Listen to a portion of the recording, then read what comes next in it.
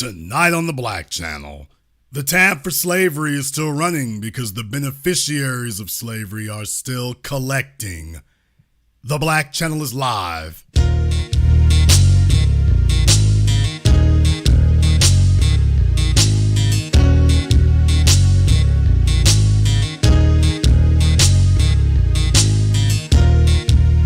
Unapologetic, unadulterated, and absolutely uncompromising. Greetings, brothers and sisters from around the world, and welcome back to the home, the haven, the stronghold, and the everlasting superfortress of intelligent black thought. We are the Black Media, and this is the Black Channel. I am your host, your brother, your humble servant, the voice of Black America, the Black Authority, broadcasting to you live from the only historically black college and university of higher education and learning in the cosmos. You're, of course, welcome to join us. And join us you shall, because on tonight's program here, I want to give you a reminder on tonight's program of why exactly it is that now you have a Black Media. You have one now. You didn't have one before, but you have one now. And forewarning, it's going to seem a little bit erudite, but I assure you it's going to definitely be worth the ride. Because questions that you will be asked, and people who are dealing in bad faith, or people who are trying to figure out how to get themselves off the hook or by crook by any means possible. And if you don't know enough, you won't be able to deal enough with it here.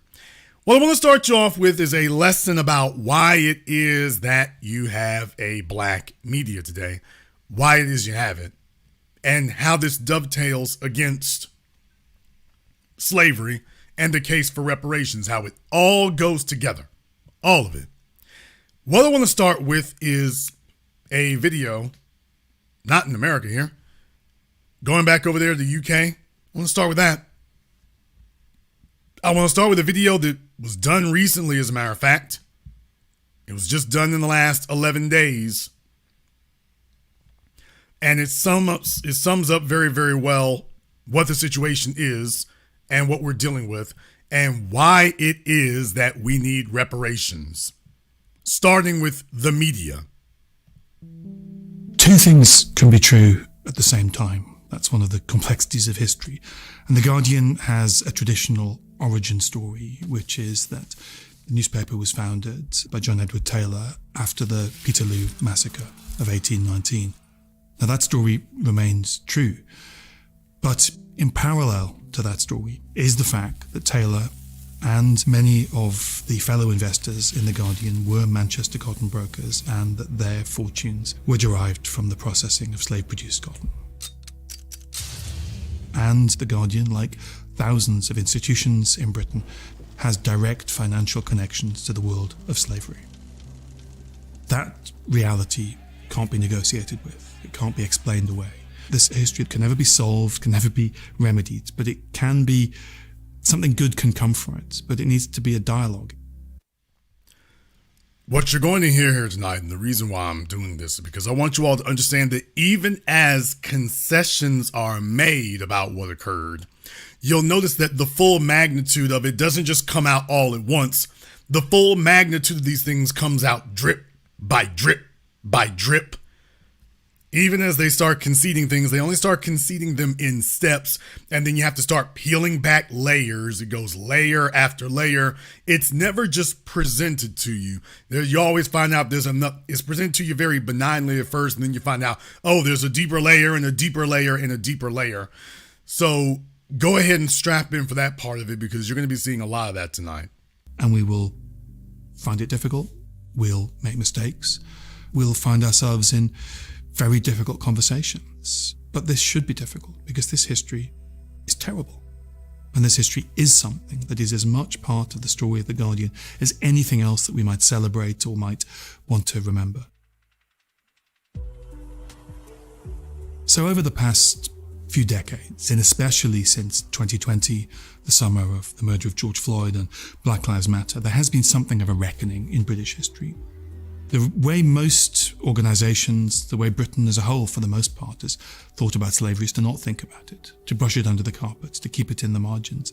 It is now being dragged from the historical shadows. It's being placed where it should be, at the centre of our thinking about our past and about our nation. I think more people than ever understand that Britain was a premier slave trading nation, that Britain carried into slavery literally millions of people, between 3 and 3.4 million people, and that also that Britain was a significant slave-owning nation on the islands of the Caribbean and before that in North America. Now, at the centre of that is the story of cotton, and at the centre of that history is Manchester. Because both before and critically after the abolition of slavery in the British Empire, vast amounts of cotton was flowing into Liverpool, flowing to the towns around Manchester and into Manchester itself, and Britain was growing enormously wealthy from that trade.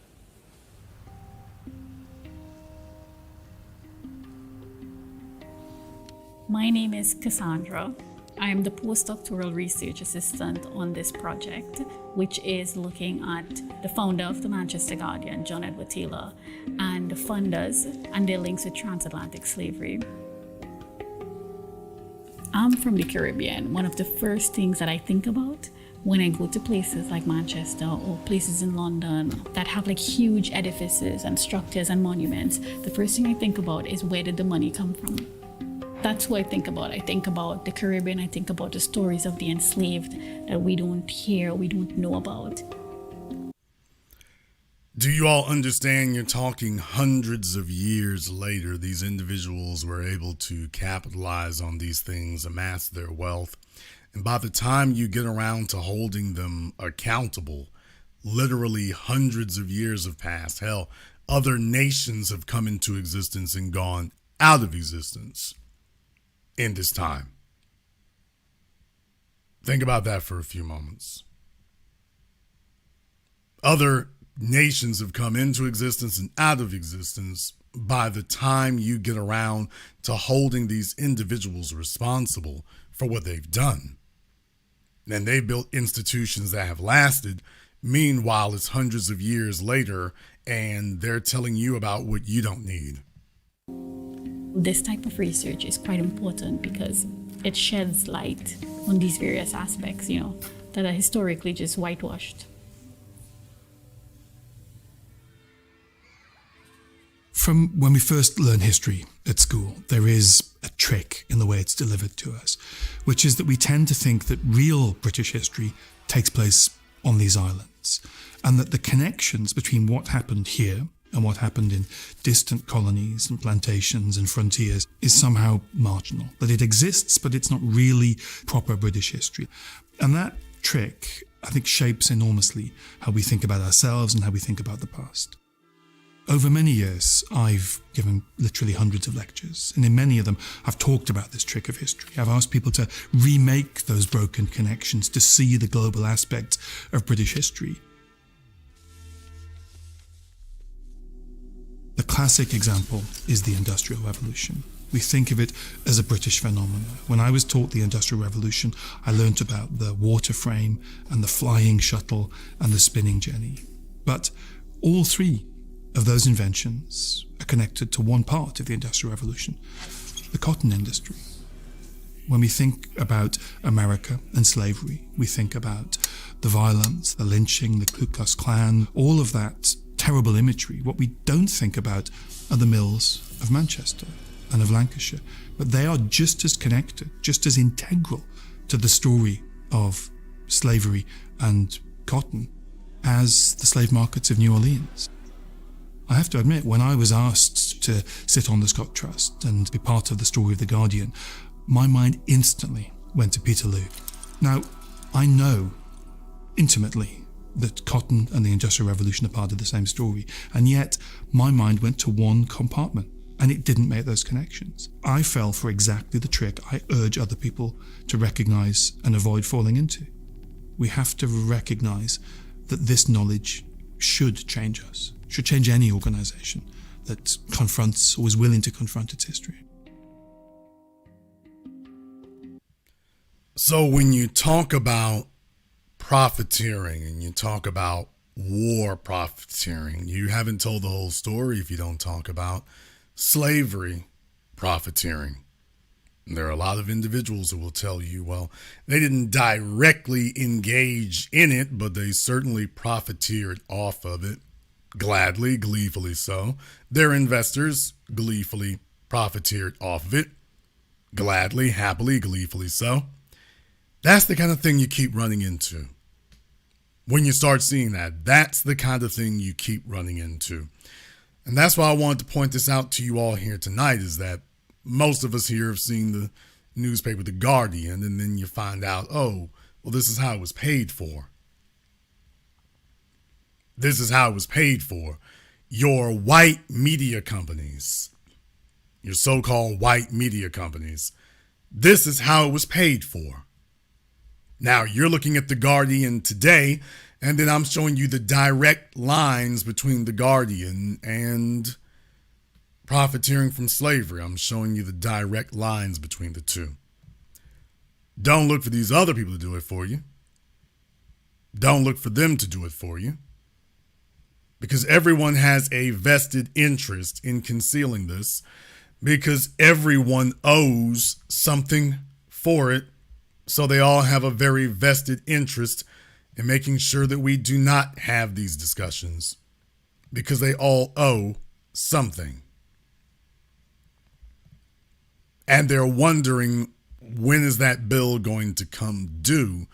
Because they're starting to figure out, you know what, the drum beats haven't gotten quieter. These folks who used to be considered lunatics, or these loonies on the outskirts of society, it's not really what's happening. Not anymore, it isn't. So what are you going to do now? This is why I was telling you here last week, there is such a tremendous rush now to rewrite and omit the history books. Well, if we can't get you to back down, then we'll see if we can push this out to the next generation and see the next 2 or 3 generations, see if we can stall it. Hell, we've been stalling it for hundreds of years so far. Let's see if we can stall it another couple of 100 years. And then by then, well, hopefully anybody who could make any trouble is long gone by then. Hopefully that's the case. And that's the game plan now. So when you talk about your media and your black media, when you talk about how the media shapes images and whatnot, I'm doing this tonight because I want to put it in context for you so you can see exactly how this occurred.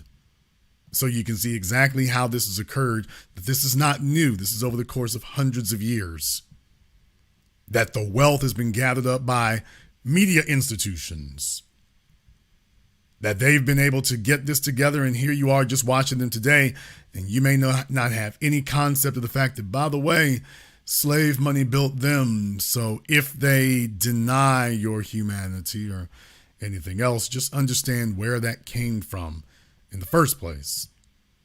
Just understand where it came from in the first place. But they're far from the only ones. They're far from the only ones who've been involved. As a matter of fact, there are a bunch of others who've been involved who put that to shame. I'm doing this because I want you to understand, remember that I was the guy who gave you all the concept of reparations across the board.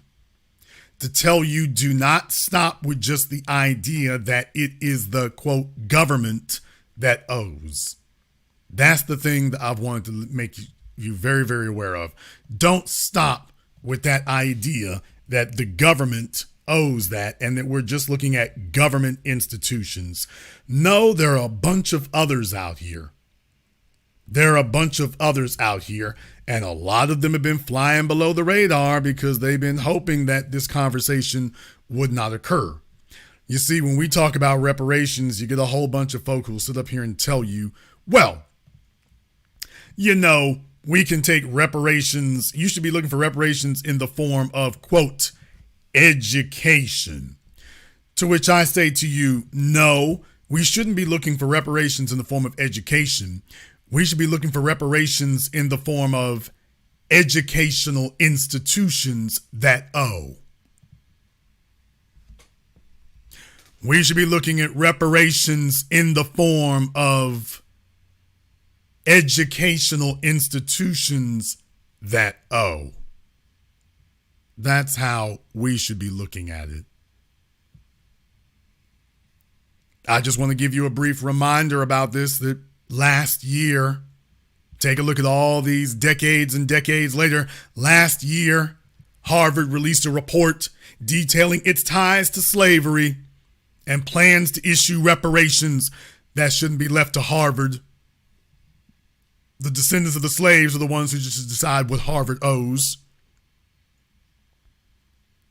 The descendants of the slaves should decide that. By the way, for those of you who are unaware,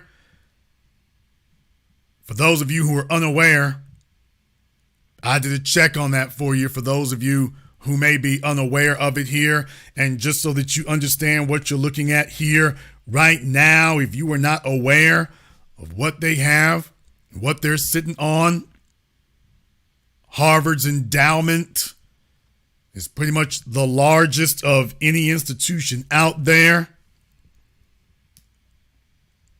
I was looking at something here today that said that they have $56 billion in endowment now. They're sitting on $56 billion. That's outrageous.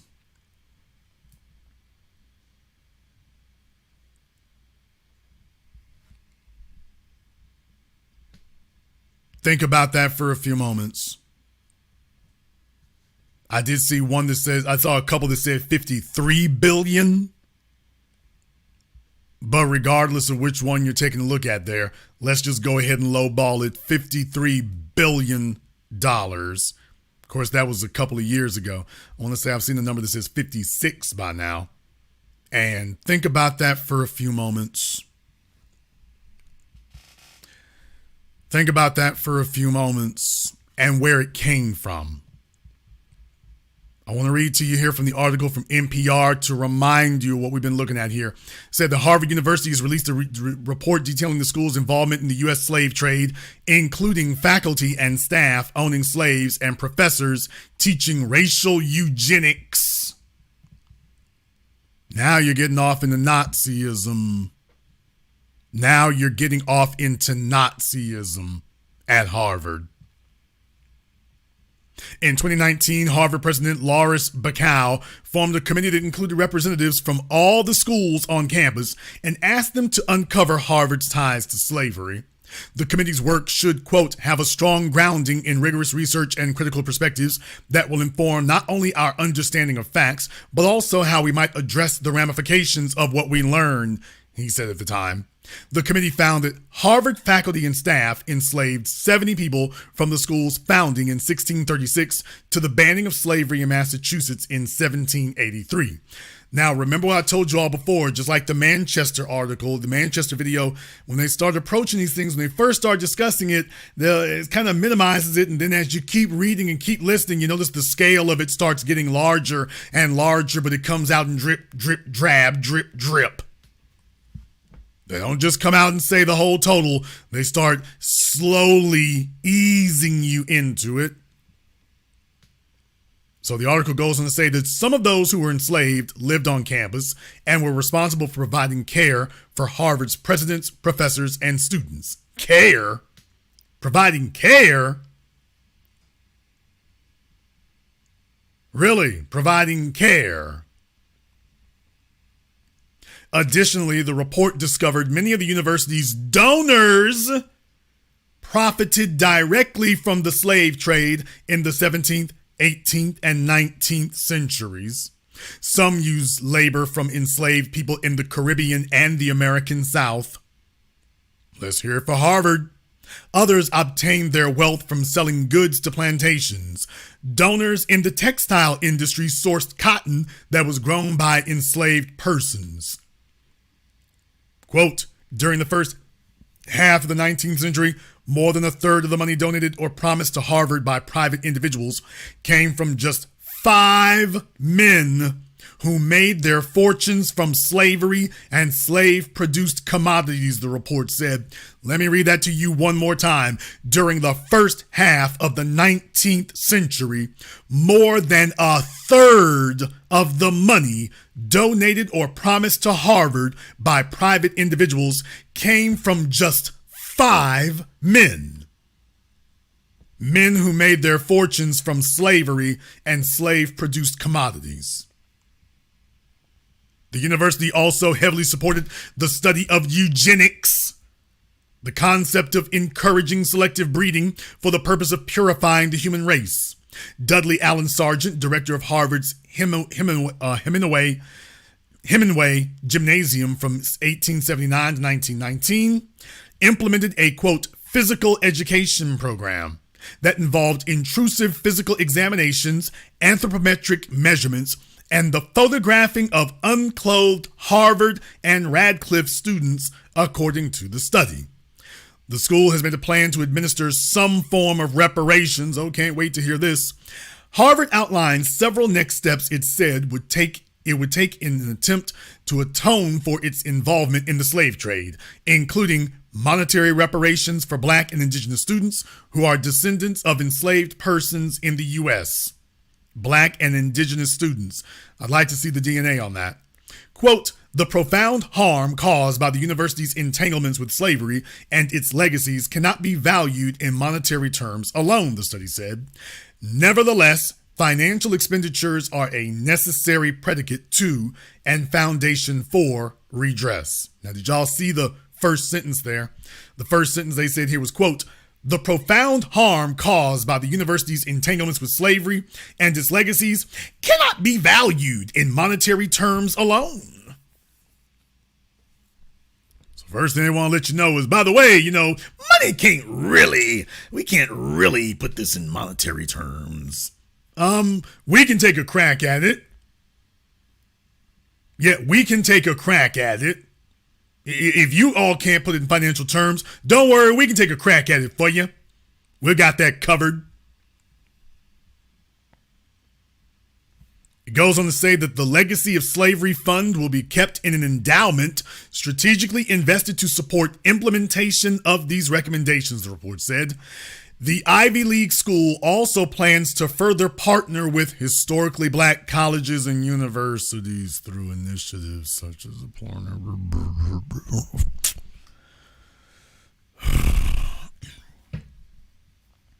The Ivy League school also plans to further partner with historically Black colleges and universities through initiatives such as appointing visiting HBCU professors to Harvard for 1 year and subsidizing summer, semester, and year-long studies at Harvard for HBCU students.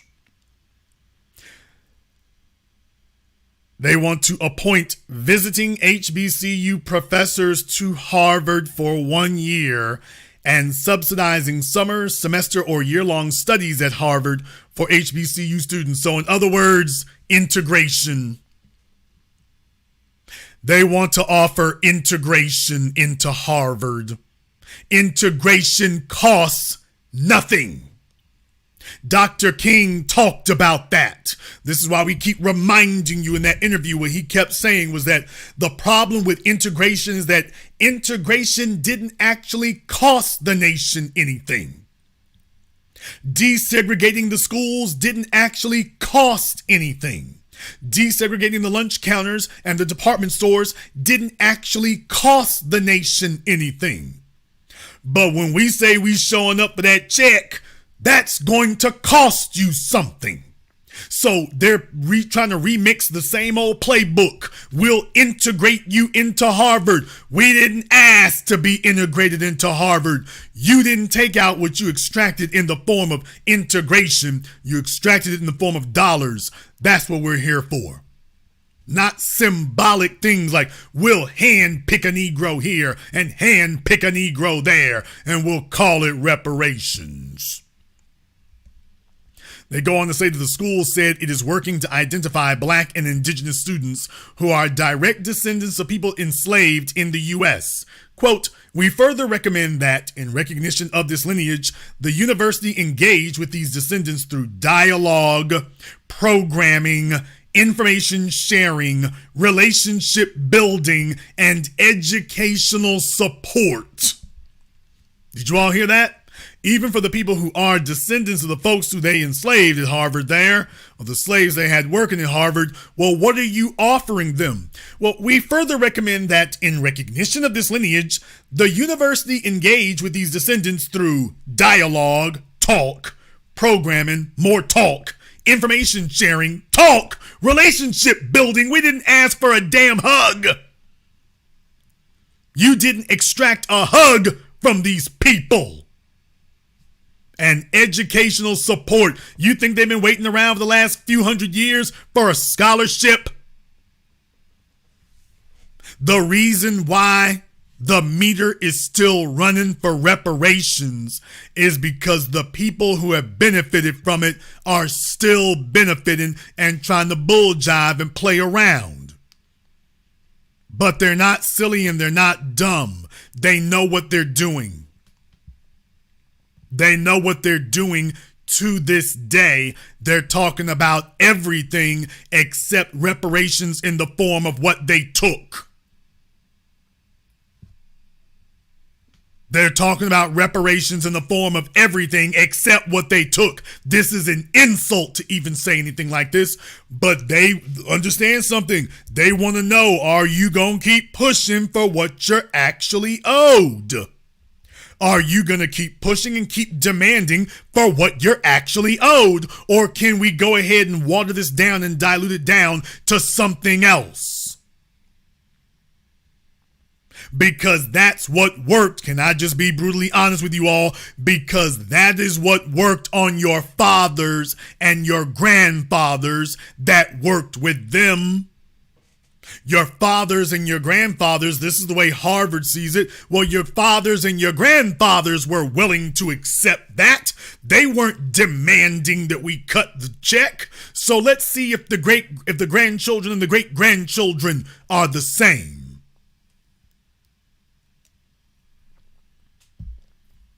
They are talking like this because in their experience, this is what the civil rights and World War II generation were willing to accept.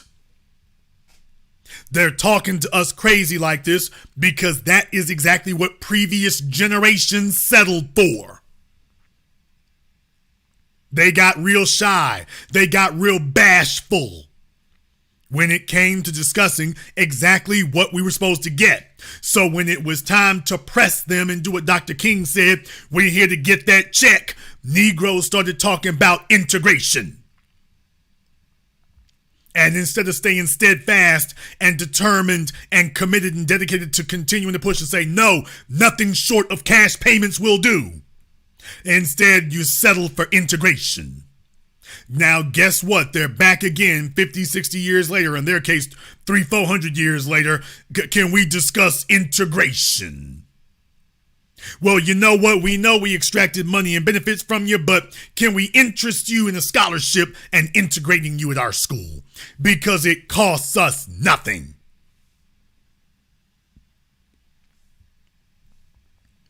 So we would love to go ahead and get to that. It won't cost us anything.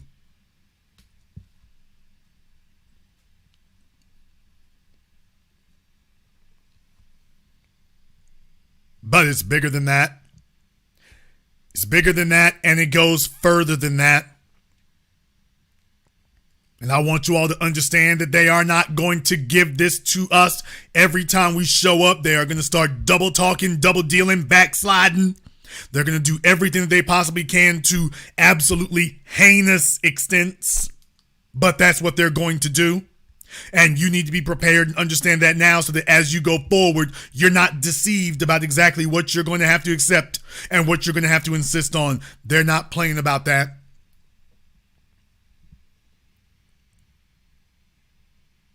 We're going to take a very brief commercial, non-commercial break because what I want to do next, I want to talk about something else right now that a lot of you may have not heard of. You might have not seen it. You might have missed it. You might have missed it, but I didn't. As we're cataloging these things, and I know that so much is going on right now, and I understand that, but it is our job as the Black media to catalog these things as we go along. And historically speaking, there are a lot of old things or seemingly old things that are popping up back into the woodwork all over again. And we would be remiss if we didn't catalog that for you. So we created this record here so that you'll understand. So what we're going to do, I'm going to take a very brief commercial, non-commercial break. And when I come back, we are going to discuss the doctrine of discovery and the fact that the tab and the meter for reparations is still rolling because the beneficiaries, believe it or not, the beneficiaries are still benefiting. The reason why we're not letting the matter go is because the matter has not been let go. The tab is still running. The wounds are still being inflicted. The people who've been benefiting are still benefiting. And the system that initiated it is still literally, not figuratively, literally in place. It is literally still the law of the land. I am not being hyperbolic or exaggerating, and you might be a little bit surprised at some of the people who've taken a hand in accelerating it and perpetuating it still. You might be a little bit surprised there. So with that being the case, what I'm going to do, we're going to take a very brief commercial, non-commercial break. When we come back, we are going to be discussing that and more. Before I do, I want to thank everyone, and I do mean everybody who has contributed to support tonight's program on PayPal, CashApp, Super Chat. Thank you very much for your support here. Baseman514, thank you very much. Christine S. West, love you too. Thank you very much. My man Tommy Felix is weighing in. Cut the check as always, B1 Militia. We appreciate your support, brothers and sisters from around the world. And to everyone who's contributed on PayPal, Cash App, Super Chat, Venmo, Ogun Spirit, and everyone else, thank you very much. We're going to take a brief commercial break. When I come back, I want to discuss with you the doctrine of discovery. It ain't dead. It's very much alive, despite what anyone else might tell you. This is the Black Channel. Venark Motion Pictures, your leading production house for handmade, high-end movies for us, by us. Grab your popcorn and drinks as Venark Motion Pictures presents you with binge-worthy visual entertainment that will leave you breathless. Stream all our titles for free. Visit our website to see Noxious, Noxious 2, Cold Case, and Valley of the Queens. Planned Obsolescence. These power-packed, innovative, and unforgettable flicks tick the boxes of all you could ever want in a movie. And coming soon to keep you at the edge of your seat. Await our most anticipated movie release. Escape from Velocity. Venark Motion Pictures. Broadcast excellence. Look for us on Tubi, Amazon, and wherever movies are streamed. D23 lights can help you find your flow. Revolutionizing healthcare to self-care. D23 making a healthier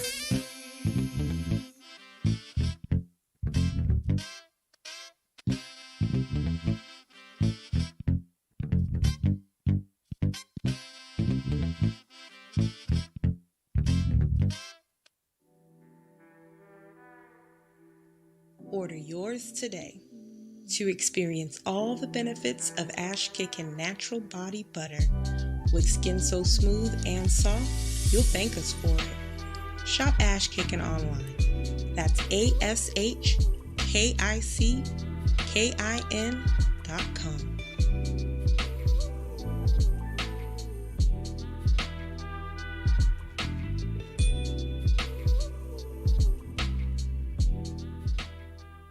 Greetings, brothers and sisters. My name is Joe Jackson.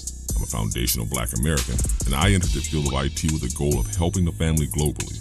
The industry's been changing, and I've learned a lot. But how did we get here? How do we navigate issues we face in the workplace? How can we get our house in order? Read The Concept and Intricacies of Being Black in IT, now on Amazon, as well as the best-selling Guide to Being Black in IT. Go to beingblackinit.com. More Threads, a brand owned by a descendant of Black American freedmen, was created to uniquely address Black American history and contributions that have been intentionally hidden and suppressed. Use their apparel and more to learn and share the Black American history of Black inventions, heroes, towns, Black business districts, and more. Sign up and support not only a Black-owned business, but a movement at www.morethread.co. Hi, this is Brenda Starr, creator of Poetry with a Purpose and author of the book Pressed But Not Crushed. Pressed But Not Crushed is an anthology of political poems that address current and historical issues in American descendants of slave population and African American population. The book describes slaveries and its residuals, Jim Crow segregation, social depredation, and other relevant issues to American descendants of slaves and African Americans, including the current political climate that does not address our issues.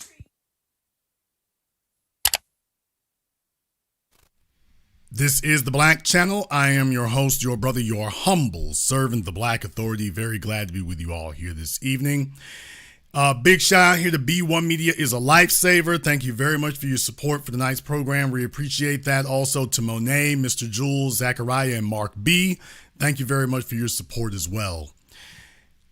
You are living in a place that is very, very tricky, and everything that they do is very, very tricky. Trick bag language is everywhere. It is standard operating procedure, and whenever you attempt to roll back white supremacy and refute it and defeat it, the trick bag language kicks into overdrive. And right now, believe it or not, although it'd be very easy to believe, man, you're finding it even here. You're finding it even here. PBS NewsHour, as they're discussing the doctrine of discovery. Now, you all are going to learn some things here tonight. For the most part, most of you are going to learn something here. Most of you are going to learn something here. And what I want to do is I want to read to you from some of this from this article, because recently the Vatican made a trip here to Canada, I believe, and they've been under pressure from all kinds of groups now for decades and decades to rescind. Now, listen to the word I'm going to use, because this is the battle that we have against white supremacy today. The game they try to play is we adhered to what you asked for. Yeah, but the problem is, in many cases, what you, quote, asked for is not actually what they meant. You notice I keep using the word rescind. Keep that word in mind. Keep that in the back of your head with everything I'm about to read for you right now. Keep this in mind. Now, the article says the Vatican formally rejects the doctrine of discovery after indigenous calls. Dateline Vatican City from the Associated Press. The Vatican on Thursday responded to indigenous demands and informally repudiated the doctrine of discovery, the theories backed by 15th century papal bulls that legitimized the colonial era seizure of native lands and formed the basis of some property laws today. I'll get to that shortly. A Vatican statement said the papal bulls, or decrees, quote, did not adequately reflect the equal dignity and rights of indigenous peoples, end quote, and have never been considered expressions of the Catholic faith. The statement from the Vatican's development and education offices marked a historic recognition of the Vatican's own complicity in colonial era abuses committed by European powers. It was issued under history's first Latin American pontiff. It was issued under history's first Latin American pontiff, who was hospitalized Thursday with a respiratory infection exactly 1 year after Francis met at the Vatican with indigenous leaders from Canada who raised the issue. Now keep that in mind when you start seeing some of the language that will be used here. That's why I'm pointing that out to you. Keep it in mind when you hear some of the language that will be used. On Thursday, these indigenous leaders welcomed the statement as a first good step, even though it did not address the rescinding of the bulls themselves, and continued to take distance from acknowledging actual Vatican culpability in the abuses. Well, I'll be damned, because if you read the title up there, Vatican formally rejects doctrine of discovery. Then the first sentence that they say in the article, the Vatican repudiates the doctrine of discovery? Well, you would be assuming that rejection and repudiation means that they are going to rescind, that it means they rescinded. No, they're saying, oh, well, we certainly don't agree with this thing that we did, but we are not going to rescind it. Well, yeah, but we don't agree with it. We reject it. We think it's wrong. We certainly don't go along with that. So you're going to remove it, right? Oh, no. No, it stays where it's at, but we want you to know we're with you there, brother. So did you get that?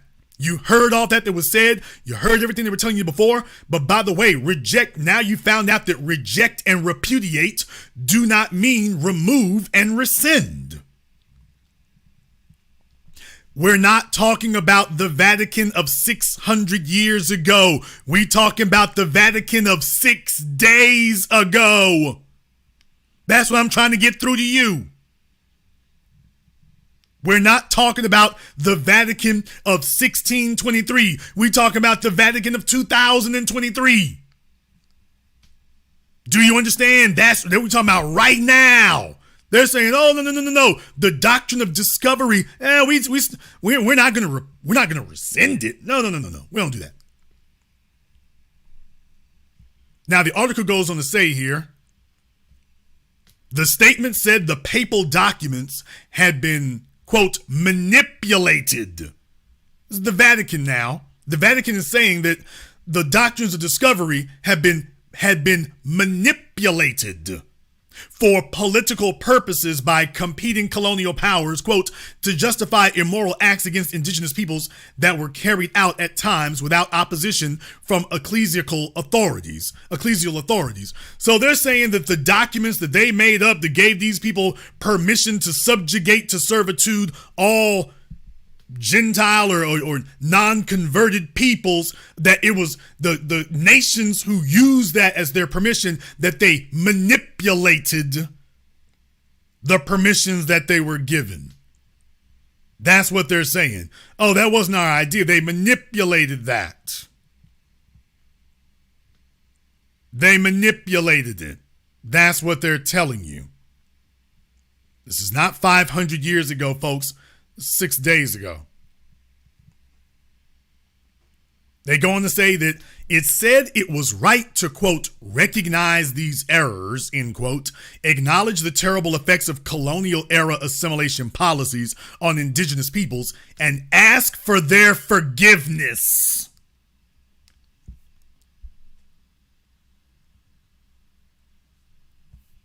And by the way, if this sounds eerily the same as Harvard, yes, stuff that doesn't cost you anything.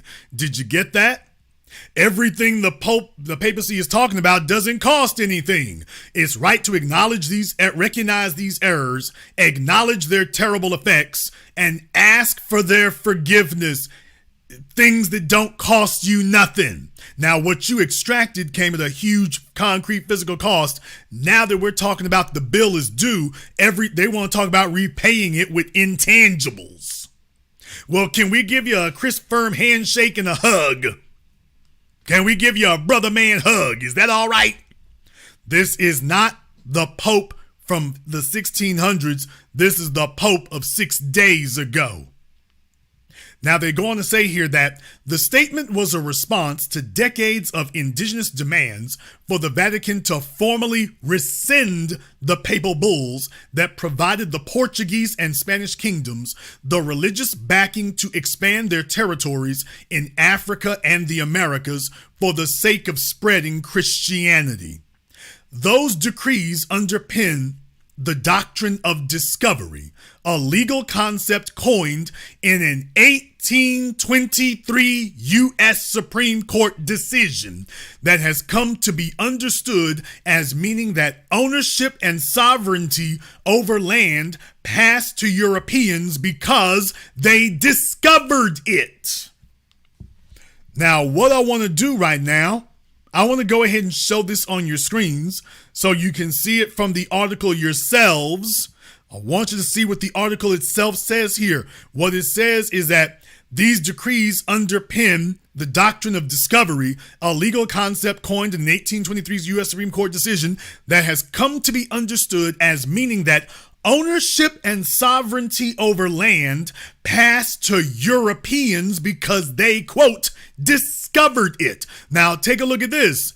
It was cited as recently as 2005 in a Supreme Court decision involving the Oneida Indian Nation, written by the late Justice Ruth Bader Ginsburg. So in other words, there has been a recent history Supreme Court decision that specifically cited the doctrine of discovery. Ruth Bader Ginsburg, who now Ketanji Brown Jackson is sitting in her seat. Yeah, that Justice Ruth Bader Ginsburg, who would have been up in arms had you said this about Jewish people like herself, but for everybody else, don't worry, it's not a problem. No, literally backing the doctrine of discovery. We'll get to that. During Pope Francis' 2002 visit to Canada, where he apologized to Indigenous peoples for the residential school system that forcibly removed Native children from their homes, he was met with demands for a formal repudiation of the papal bulls. So you notice that word is back. Now, I want you all to read these words. You see that word right there? He was met with demands for a formal repudiation of the papal bulls. But take a look at the very next paragraph. 2 Indigenous women unfurled a banner at the altar of the National Shrine of Saint Anne de Beaupré on July 29th that read, "Rescind the doctrine." Did you get that?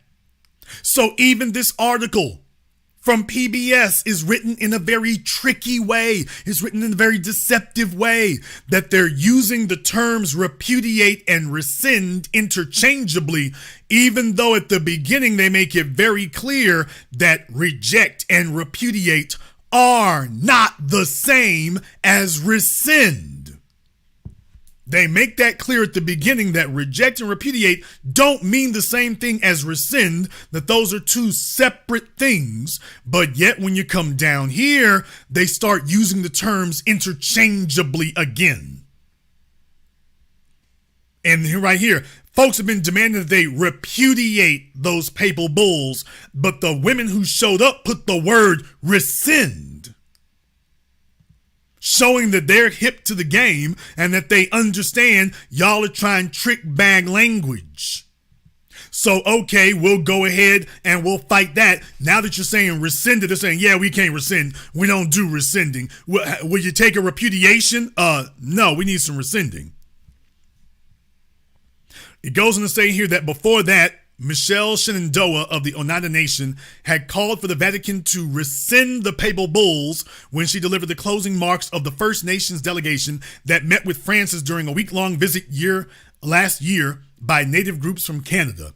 On Thursday, she called the Vatican statement, quote, another step in the right direction, but noted that it didn't mention the rescinding of the bulls themselves.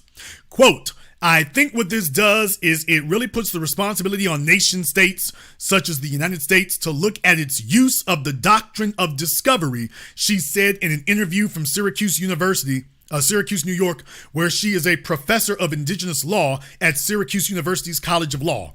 Quote, this goes beyond land. It really has created generation upon generation of genocidal policies directed towards indigenous peoples. And I think that it's time for these governments to take full accountability for their actions. Now, I want to go down here a little bit further. So you can see some of the things that the Cardinals people had to, that the Vatican's people had to say here. It says here, the Vatican Phil Fontaine, a former national chief of the Assembly of First Nations in Canada, who was part of the First Nations delegation that met with Francis, said the statement was wonderful, resolved an outstanding issue, and now puts the matter to civil authorities to revise property laws that cite the doctrine. So you already got some folks here trying to do victory laps, even though they didn't get it rescinded. So some people missed the memo.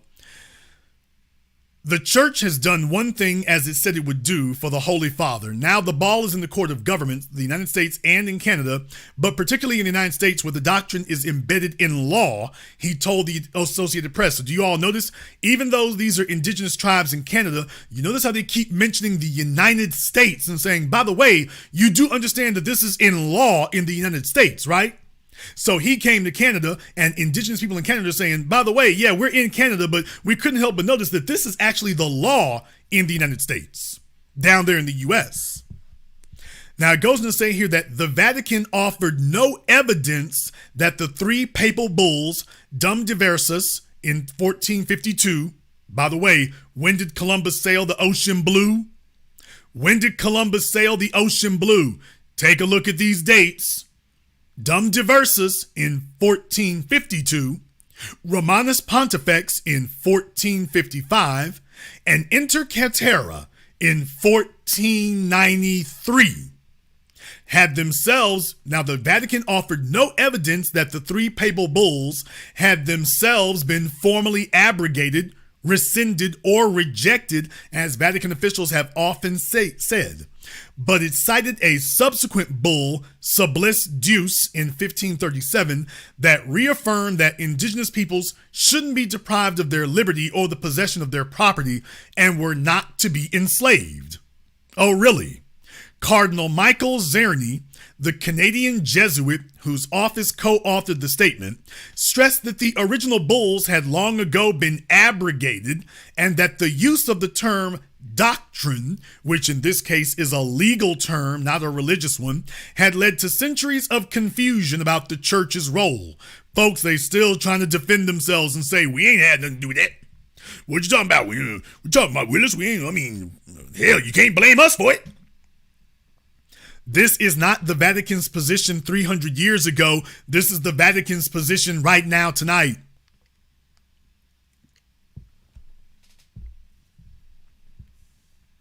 This is their position right now. He goes on to say here that the original bulls, quote, are being treated as if they were teaching, magisterial or doctrinal documents, and they are an ad hoc political move. And I think to solemnly repudiate an ad hoc political move is to generate more confusion than clarity. This is the Pope. This is the Pope and the Vatican of today. Oh, well, it would just confuse you if we rescinded the bulls. It wouldn't clarify things. Oh, it would just confuse you all. This is the Vatican of today. Not 100 years ago, the Vatican of right now.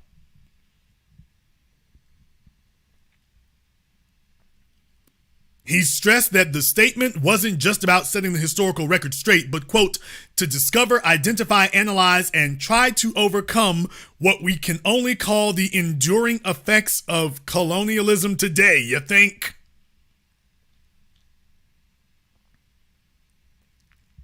So I'm just making it clear to you here that the Vatican is still on it. When you tell them, hey, you need to rescind that, well, that would just confuse you.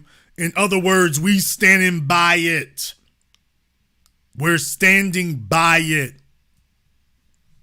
Jason, what exactly are they standing by? If you go to Doctrine of Discovery, AILA.NGO, the American Indian Law Alliance, when you go to their website, they have a great article, and they're not the only one. There's also Doctrine of Discovery. There's another website for that.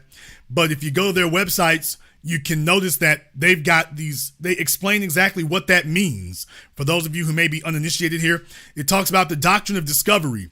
Papal bulls issued in the 15th century provided Christian explorers the imagined right to assert that the lands they, quote, discovered were now under the authority of the Christian monarchs of Europe. The papal bulls asserted that any land that was not inhabited by Christians was available to be, quote, discovered, claimed, and exploited. If the quote pagan or Saracen inhabitants could be converted, they might be spared. If not, they could be enslaved or killed. The legacy and horror of these papal bulls is still impacting indigenous nations and peoples today. There's a painting of old Chris Columbus getting ready to kick off the massacre. Looking rather heroic there, by the way. Looking rather clean and heroic with his Christian missionary as they're getting ready to start the slaughter on this very bright sunny day. It says here, with a flag and on bended knee, these evil acts were sanctified and made them lawful in the eyes of the churches and crowns of Europe. The notions that all parts of the globe that weren't Europe, like the African continent and Turtle Island / Abya Yala, was, quote, discovered and terra nullius, null and void, are theological and legal fictions which are still exercised as law today and weaponized against indigenous nations and peoples, denying them land, rights, and resources. The United States Supreme Court in 2005, relying on a series of Indian law cases going back to 1823, specifically cited the doctrine in its decision denying the right of the Oneida Indian Nation of New York to regain its territory. Justice Ruth Bader Ginsburg wrote in the 2005 decision, quote, we're quoting Ruth Bader Ginsburg now, under the doctrine of discovery, fee title to the land occupied by Indians when the colonists arrived became vested in the sovereign. First, the discovering European nation, and later the original states of the United States. This is what she said in their Supreme Court decision in 2005. Quote, under the doctrine of discovery. So this was a Supreme Court justice and a Supreme Court in our modern era telling you that might makes right. That you don't have, that what their right didn't come from, their right comes from the church. She was saying that the right to take your land, that your land got transferred, the sovereignty of your land was transferred from you to the European powers because might makes right under the doctrine of discovery from the Vatican. So she is citing that, yeah, the justifications that Christopher Columbus used, those justifications are valid. And the fact that the Supreme Court has never rescinded that, has never reversed that decision, they're letting you know, yes, we took it fair and square. What the Vatican said is binding, not because it's the Vatican, but because it's white supremacy. That the Vatican simply was articulating the white supremacist notion of that time, which extends to today. It's never expired. The notion of white supremacy has the right to take what you got is enshrined in law. That's the point. It is enshrined in law. Not 100 years ago. We ain't talking about Dred Scott. I'm talking about right now. In the 21st century, this was done. In the 21st century. Not 100 years ago, now.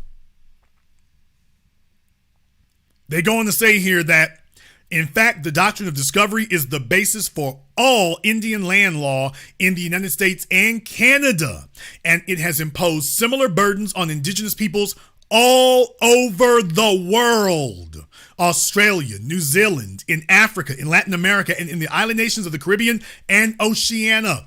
Presently, more than 500 million indigenous peoples around the globe live today with the effects of the doctrine's oppressive racism. Please remember, as I've reminded you before, it is the United States that taught Nazi Germany. The United States taught Nazi Germany. the intricacies of sterilization, mobs running around gathering people up based on race. America taught that. Racism has always been America's chief and first export.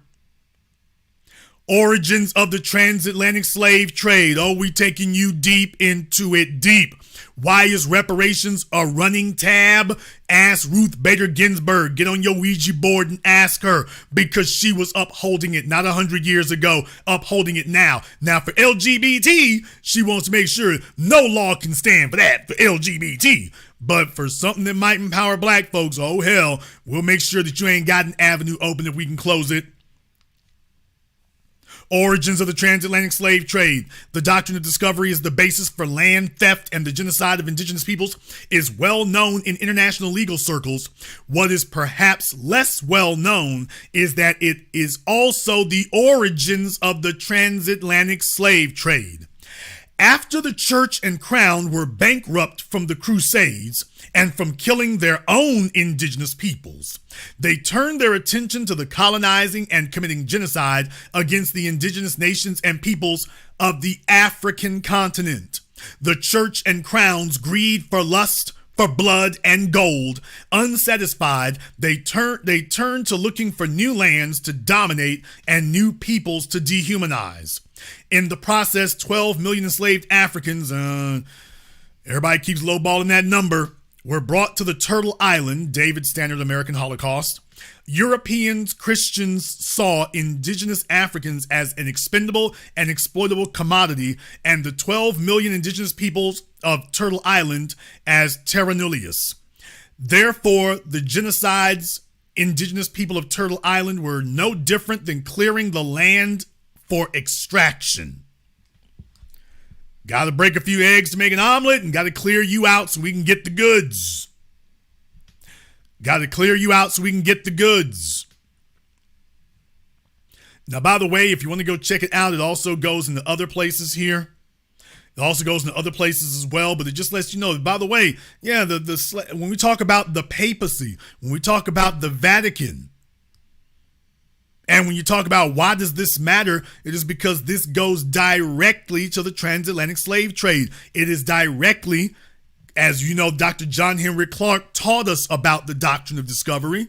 That was what told them, hey, when you go around the world, you are allowed to reduce to servitude all non-white Christian people. If they're non-white and non-Christian, you can reduce them to servitude. You sure can. You've got the blessing of the church. You've got the blessing of the church. We're all for it. 2 thumbs up. Bring back Dr. Claude Anderson say, God golden guns or God golden glory.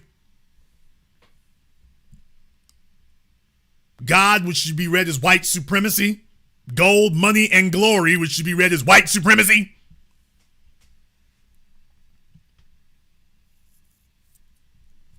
And I'm reminding you that the meter on the tab of reparations is still running because all the people who benefited are still standing around today defending what they stole, defending what they've taken, and defending the generational wealth. You see, we're not talking about a nation that no longer exists. We're talking about the one that's still here today.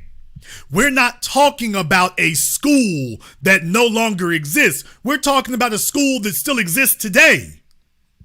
We're not talking about a church that no longer exists. We're talking about a church that still exists today.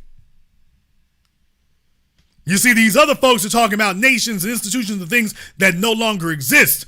Our claim is super valid because we're talking about institutions, schools, companies that still exist to this day. If you still exist, you still owe. That's the difference. If you still exist, you still owe. And we are not going to allow you to descend into trick bag language to get out of that. So as we've started closing all the doors and telling them we don't give a damn how you define it, as long as you define it as you owe. We are not taking scholarships. We're not accepting handshakes. We're not looking for friendship. We don't need a damn hug. We ain't looking to forgive nobody. The church can go to hell talking about forgiving someone. We ain't here to forgive anything. We're not forgiving anything. You owe. You're not going to put us in no trick bag talking about forgiveness. You owe. You pay what you owe, and we'll call that forgiveness. You need to pay what you owe, and we'll just call that forgiveness after you've paid what you owe. That'll do just as good. We'll just call, because you remember what I've always taught you all. Jason, why is it you say reparations is cash? Don't you want contrition? Folks, I can't guarantee anybody's contrition. I don't know if they're really sorry or not. I don't know if they really mean these words of reconciliation or not. I don't know if they really mean their apology. I don't know if they're really contrite. I don't know if they're really looking for forgiveness, but I do know for a fact if the check clears the bank. Now, I do know that one. So I can't guarantee that he means he's sorry, but I can definitely guarantee that he paid what he owes. I don't know if his words were sincere, but I can definitely guarantee if his money was. Now that I can verify.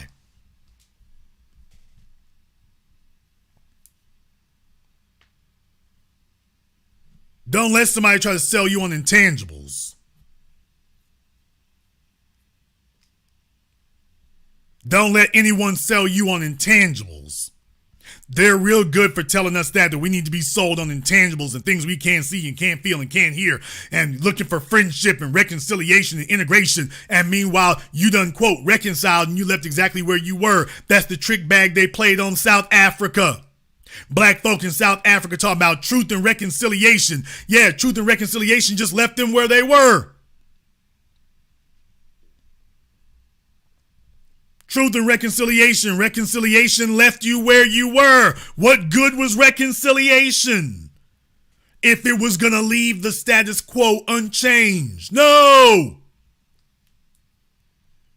In God we trust, all others bring cash. Let me check your ID. Oh, you ain't God. Did you bring money? No. We don't take the jive talk. Did you bring the real thing or did you not? Yeah, we're not here to take your word for it. The offense you committed was concrete and tangible. Reparations will be concrete and tangible. It sure will. It sure will. And the tab and the meter is still running because all the people who benefited from it before are still benefiting from it now. So as long as you're still benefiting from it, the tab is still running. And we're putting you on notice that we're passing down a generational debt here. It doesn't matter what it takes or how long it is. We will keep letting the heirs know, by the way, you know them folks owe us. Yeah, Harvard, Yale, all of them, everybody owes. The Vatican, yeah, they owe. Google, Facebook, they owe. Everybody owes. Some of them owe more than others, but everybody owes. And ain't nobody gonna willfully give it up, so you gonna have to make sure you take that, because they're not gonna willfully give it up. However, you might disagree. Therefore, the telephone lines are now open.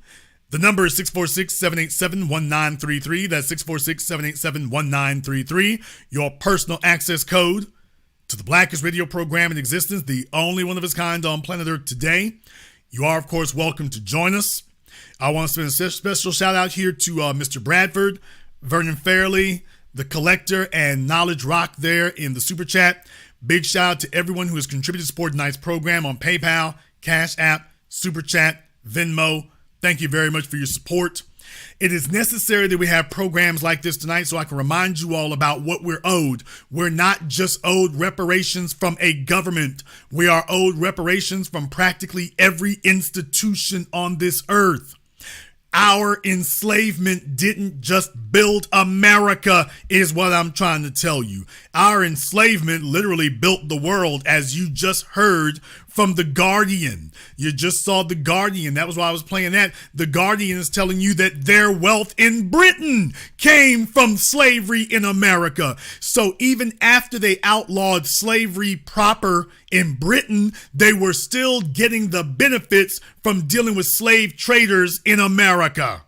So effectively speaking, it never quit. It never stopped. All they had to do was get the ball rolling, and it's been paying dividends ever since. It's been paying dividends ever since. Huge dividends. While they're telling you what they didn't get. I did this tonight because I wanted you all to know something. The folks who own The Guardian today, they'll be the first people to tell you, well, why do I owe anything? My ancestors didn't take part in this. Did your ancestors work at The Guardian? Did your ancestors work for The Guardian? Were they employed at The Guardian? Did your ancestors work at Harvard? Were your ancestors employed at Harvard? Did your ancestors join the church? Were they a part of the church? Then you benefited from it. We can keep this up all damn year. You benefited from that. We're just documenting it, and we're not documenting it so we can argue with you. We're documenting it so you ain't gonna talk stupid to us, and so we can tell you what you owe. We're documenting this so we can tell you what you owe, not so we can argue about what you owe. No, we're here to tell you why we showing up at the front door and talking about, here's your invoice. Here's your invoice. Just letting you know that you owe us. Here's your invoice. Not just government people. Do you realize how badly we shortchange ourselves if we allow them to stop it at just governments? If we allow them to stop it at only governments, we are shortchanging ourselves criminally. Because it wasn't just governments. Truth be told, the governments really only facilitated these things. They made sure that there was a legal framework for doing it. The private sector really took advantage of all of this. Now, the government benefited in the form of tax dollars and everything else. Absolutely. So absolutely they owe. But we would be shortchanging ourselves criminally if we let the private sector off and say, well, let's concentrate everything on the government. No, the government facilitated getting in this mess. The government can now help facilitate who is going to pay on the way out. And we'll call that reconciliation, and we'll call that forgiveness. Let me go ahead and take a phone call from area code 315. You're on live with the Black Channel. What's your name? Where you calling from? This is Mimi, and I'm calling from Altmaier, New York. All right, Mimi from Altmaier. What's on your mind?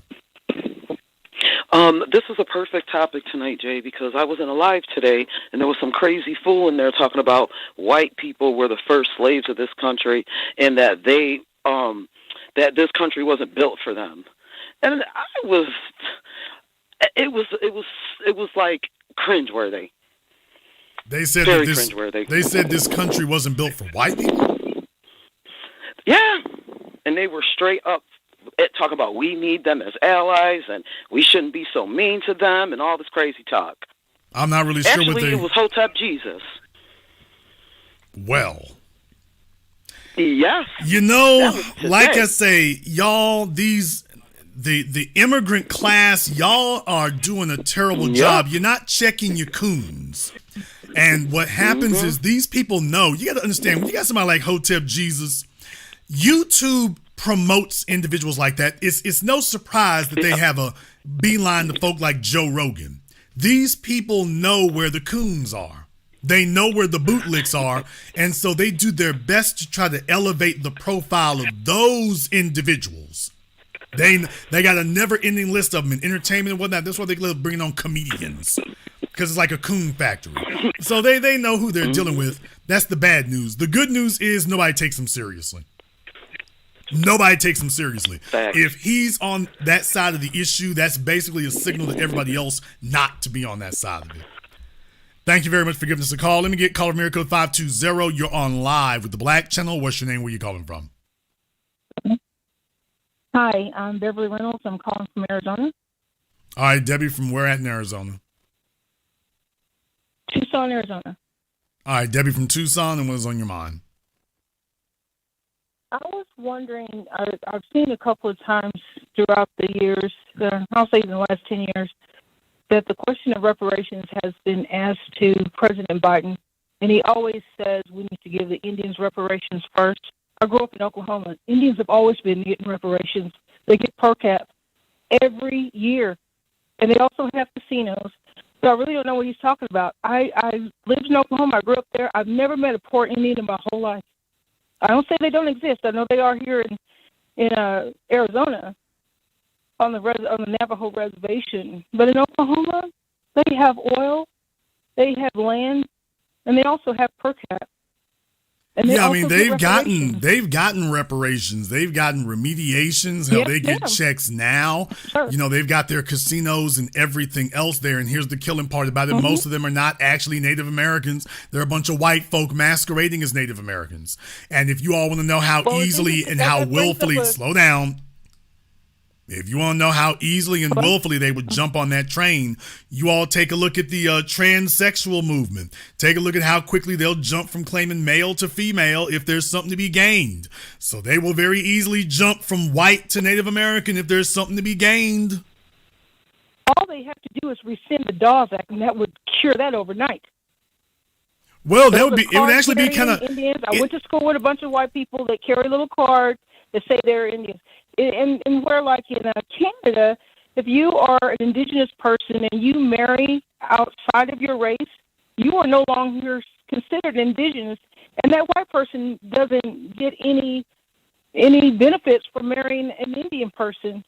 Well, you know, the thing is, they've been carrying on that masquerade for so long now that in many ways it would be practically, for some of them, it'd be practically impossible to unwind that.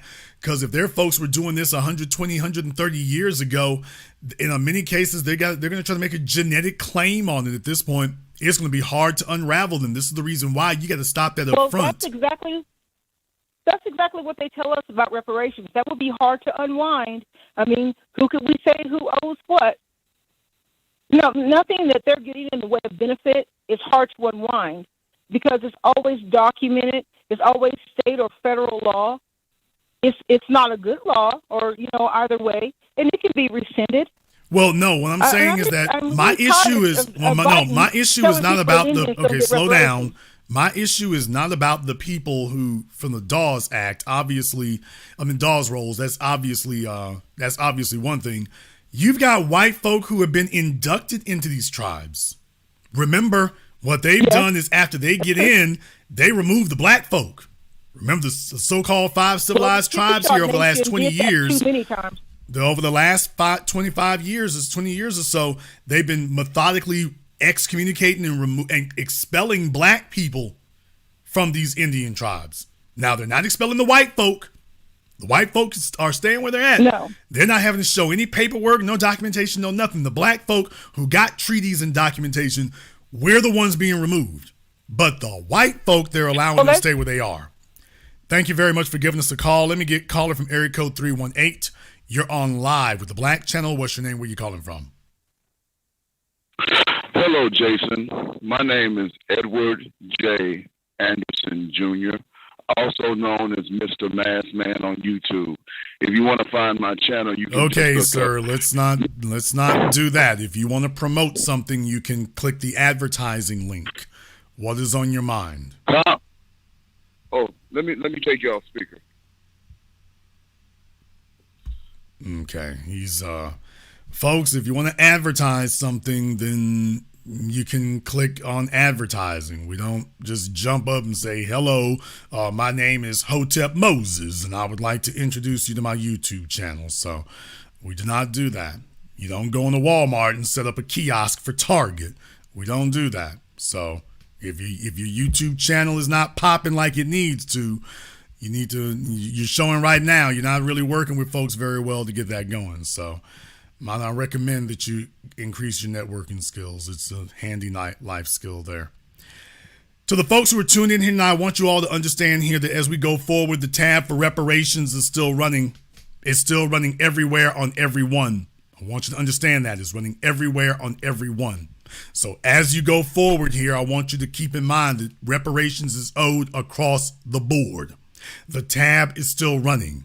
We are not to let this go, not now, not ever. These people are still holding and standing strong in what they owe us. They are standing by all of these racist doctrines and beliefs, and they still telling us today that we need to take a handshake and a hug, that should be reparations.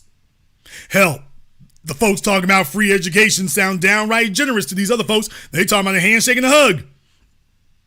People are talking about reparations in the form of education. Then you go to educational institution like Harvard, and Harvard is telling you, well, you know what? We'll give you a handshake and a hug. Well, it's like, I'll be damned. DJ Vlad said that we could come get a free education. You showed up at Harvard. Yeah, how about you take this handshake?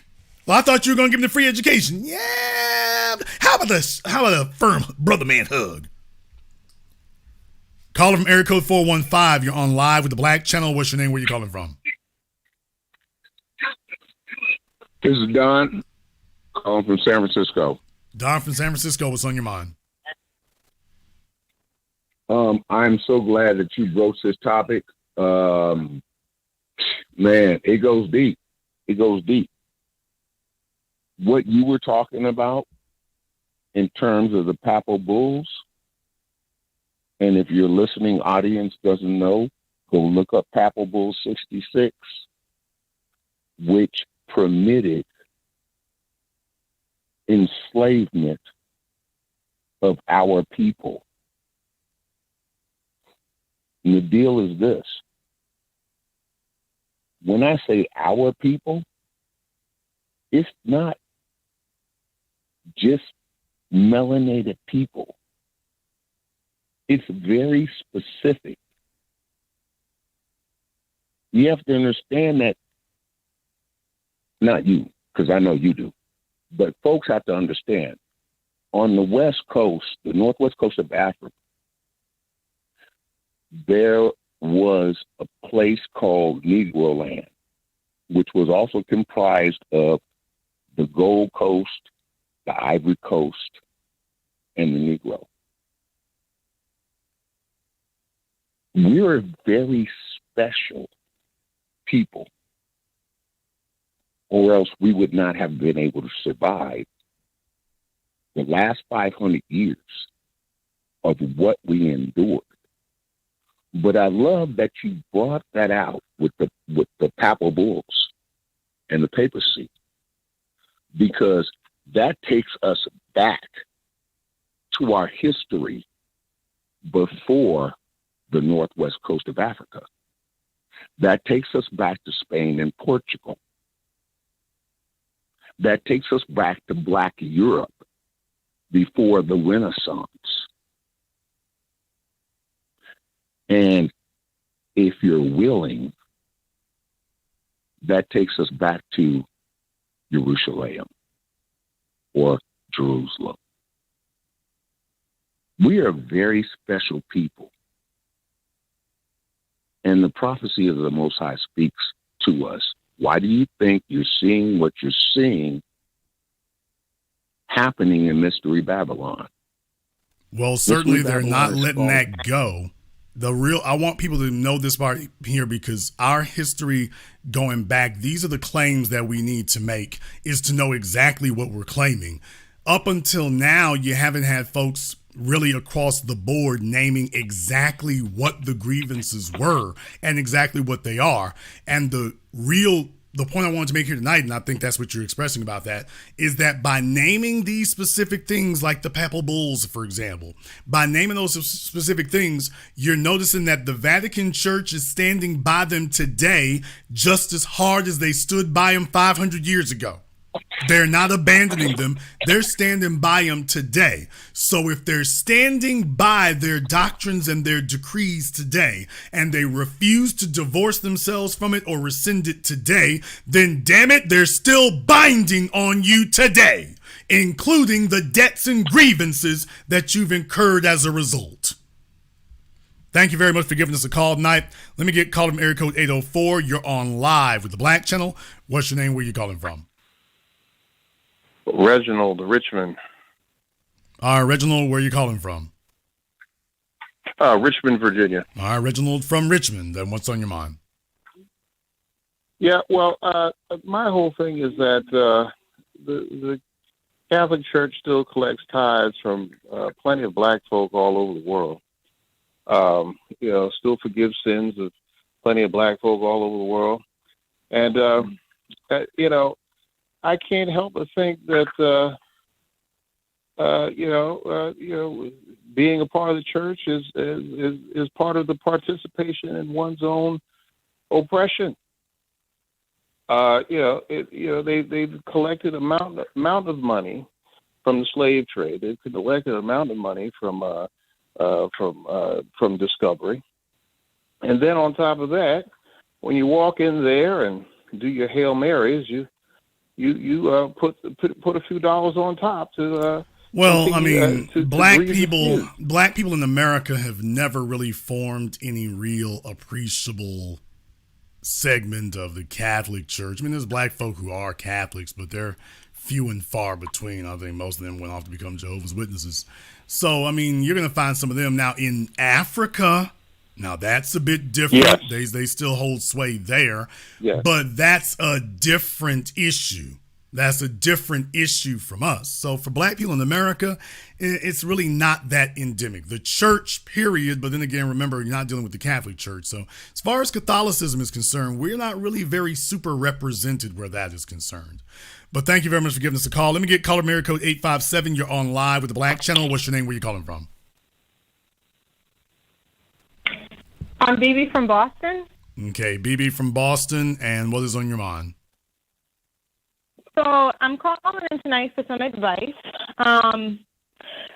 So Boston's mayor, Wu, has picked up Bill Owens' legislation from the 80s. He was our first black congressman for reparations down here. We have a task force, something like what happened in California.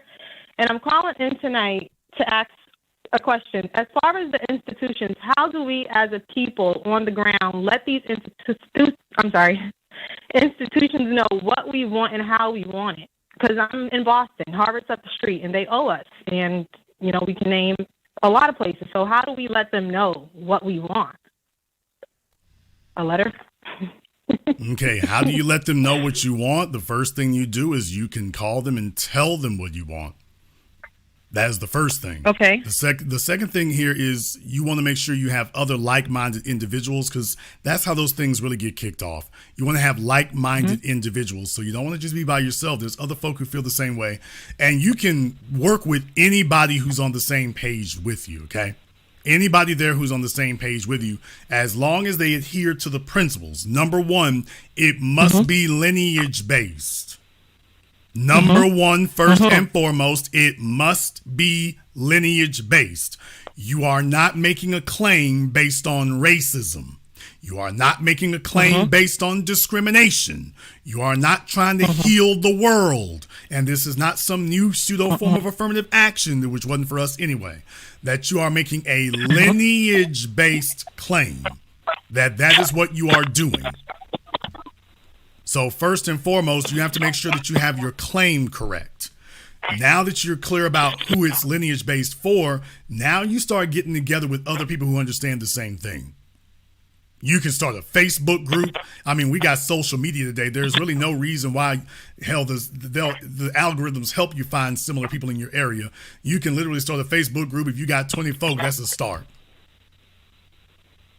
Okay, awesome. And over the last 2 or 3 years, what I've been doing is before the pandemic, I was down in the city halls, Ways and Means meetings, any type of community meetings, and also I search online for.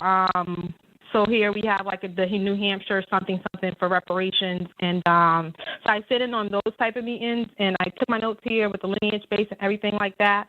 And what I do notice when I sit in on these meetings, there was an Asian Alliance for Reparations up here in Boston that I sat with, one in California as well. I think it was the Jewish Alliance for Reparations.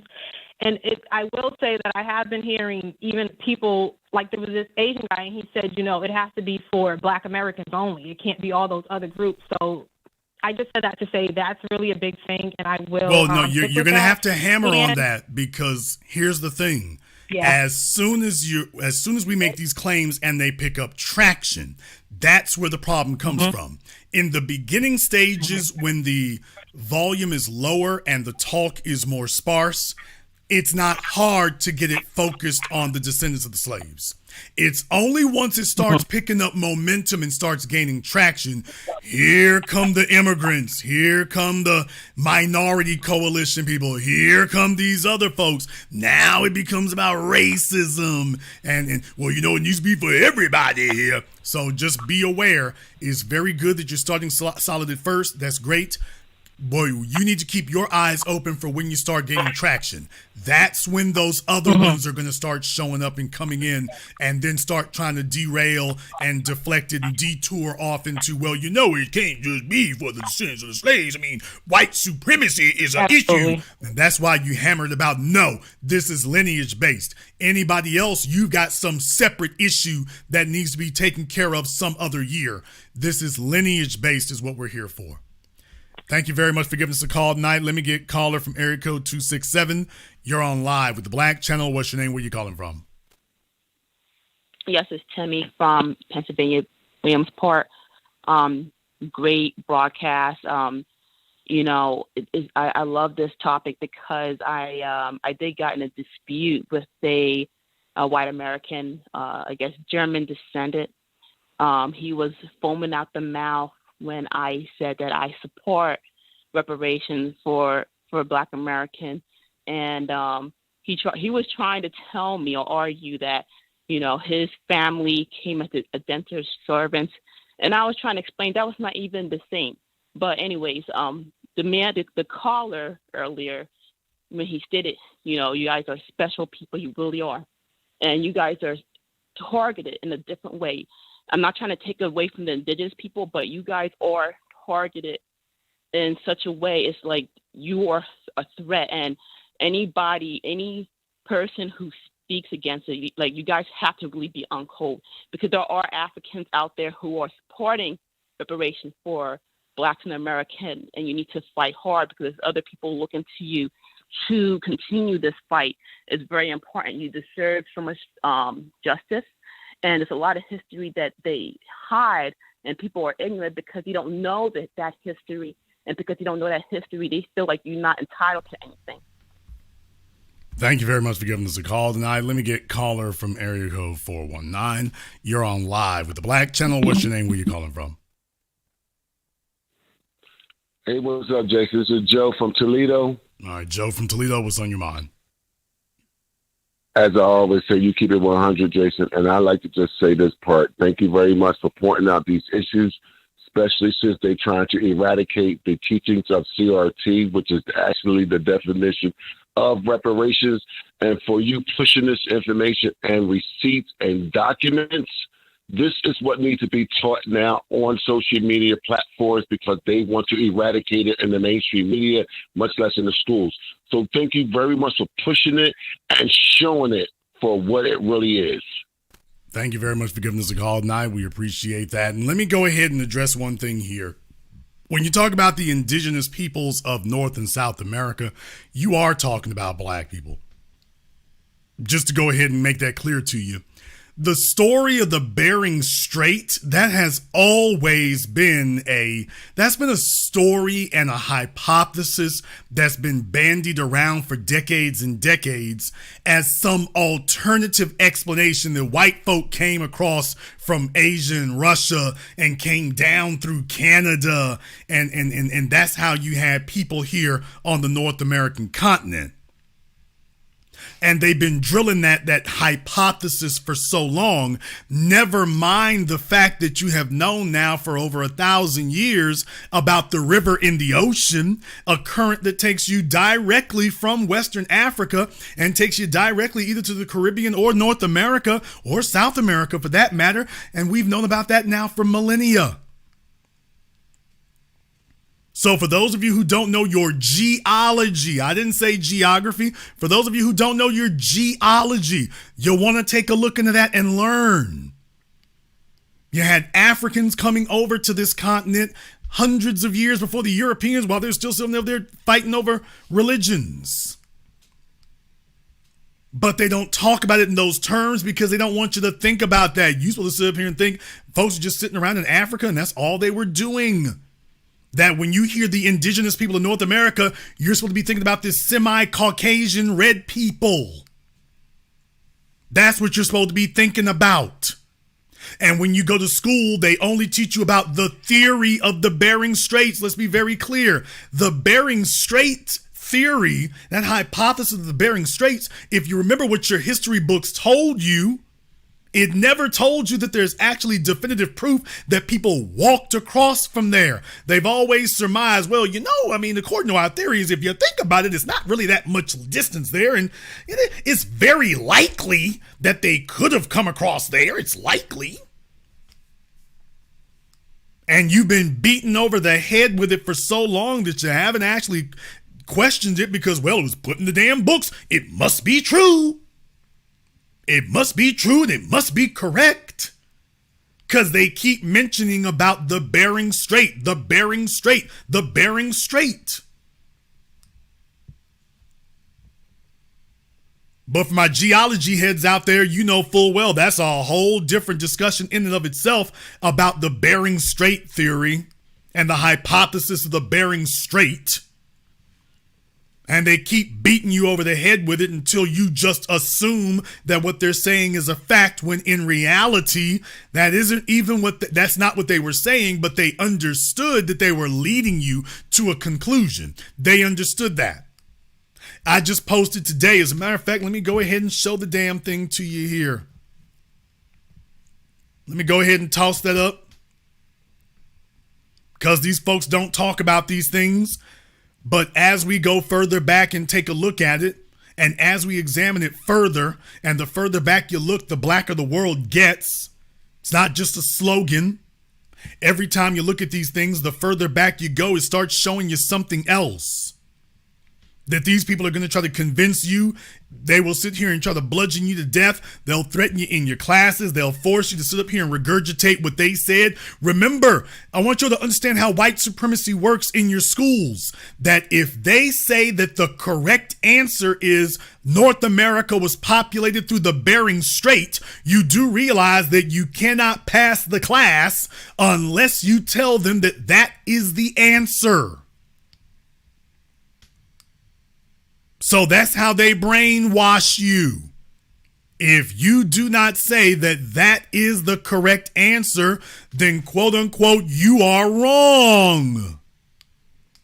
So you have to adopt whatever explanation that they give you as being the correct answer.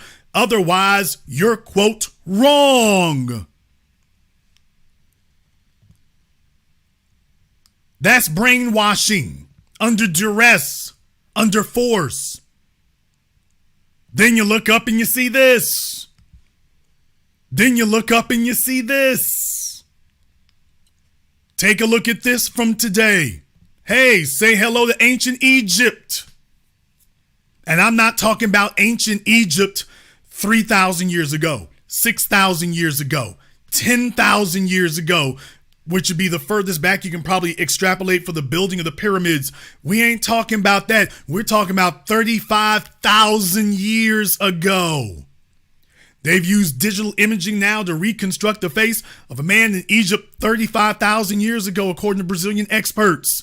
This is in Brazil, friends of those Nazi folks, and take a look at what they're saying. They're saying, oh yeah, by the way, this is what our data shows.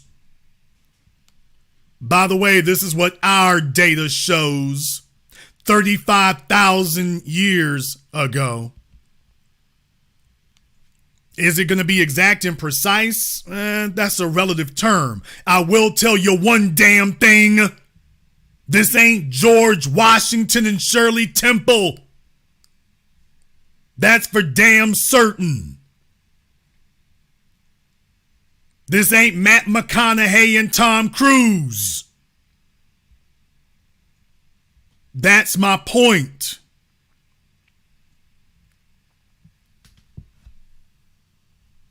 Don't let these folks sit up here and fool you. They're letting it come out drip by drip by drip. While, what's his name, Zahir Was over there and friends are sitting up here whitewashing the hieroglyphs and trying to lighten them up and telling you, oh, this didn't happen. When you go to objective sources, you get a whole group of information that simply confirms what we've always been saying. Caller from area code 337, you're on live with The Business. What's your name? Where you calling from? Yes, sir. This is Tyrone from Mississippi. All right, Tyrone, from where at in Mississippi? Yes, sir. I'm 25, man. Tyrone, from where at in Mississippi, Tyrone? Oh, Mars Point, Mississippi. Okay, what's on your mind? Probably about an hour from New Orleans. Okay, what's on your mind? Yes, sir. I'd like to get into the subject about what we're owed and who owes us. Just like Mississippi is the home of American, well, the birthplace of American music and blues. My granddaddy was a blues singer, and he went to prison or whatever. The only way he was able to get out of prison was if he signed a record deal, go to Chicago and stuff like that. And right now, they're pushing for reparations in California, and they're saying, like, what's the deficit or what the debt will put the state of California in which they owe us, and they'll be doing nothing but transferring the wealth into the rightful hands of the people or whatever. Well, your mindset has to change. That's the whole thing, is that up until now, they've bullied and coerced black folk into thinking that these aren't even thoughts you're allowed to have, that there's something wrong with you for even having these thoughts. So the first step is establishing in your mind the defiance that says, I know that this is correct and I know that this is right. Once you make that step, everything else comes together. Thank you very much for giving us a call. Let me get caller from area code 908. You're on live with The Black Channel. What's your name? Where you calling from? My name is Omar from Trenton. Okay, Omar from Trenton. What's on your mind? Yeah, Jason, when you say a running tab, I don't think people understand how intense that really means. When First of Black Truth had his Reparations series, the first institution he started it off with was Wall Street. And I don't think people understand when you're saying cut the check, we're not just saying cut the check one time. We're saying checks all the way into the future. Jason, you know, like I know, back in early 2005, there was the governor of New York. What was his name? Eliot Spitzer. That was his name. We know he got so-called in trouble because of a call girl, so they say. But really, he was set up because he wanted to institute, if I'm not mistaken, a transaction tax on all transactions on the New York Stock Exchange. You know what I'm saying? That's powerful. We're talking about trillions, not billions, trillions of dollars. Now, what if we had, I don't know, the creativity to say, you know what? Since we built this darn thing, we need to have a reparations tax on all the transactions that happen in New York Stock Exchange. Jason, we're talking about trillions and trillions of dollars, not just for us, but for our kids all the way into the distant future. Do you know how powerful that is? And if you want to know why they're trying to stop it, that's the thing. You know? Killing the idea altogether. The real thing is killing that idea altogether.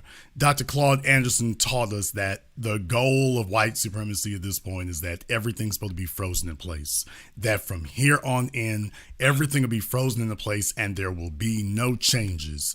The wealth sits in their hands and the degradation sits in ours, and that this is just the way it'll be for time immemorial. And you know that they're making good on it when you got NASA. I mean, you take a look, the richest people in the world are all talking about going to Mars and spreading out from the planet. If that isn't getting away from obligations to reparations, God Almighty, what in the world is? Thank you very much for giving us a call. Let me get caller area code 206. You're on live with the Black Channel. What's your name? Where you calling from?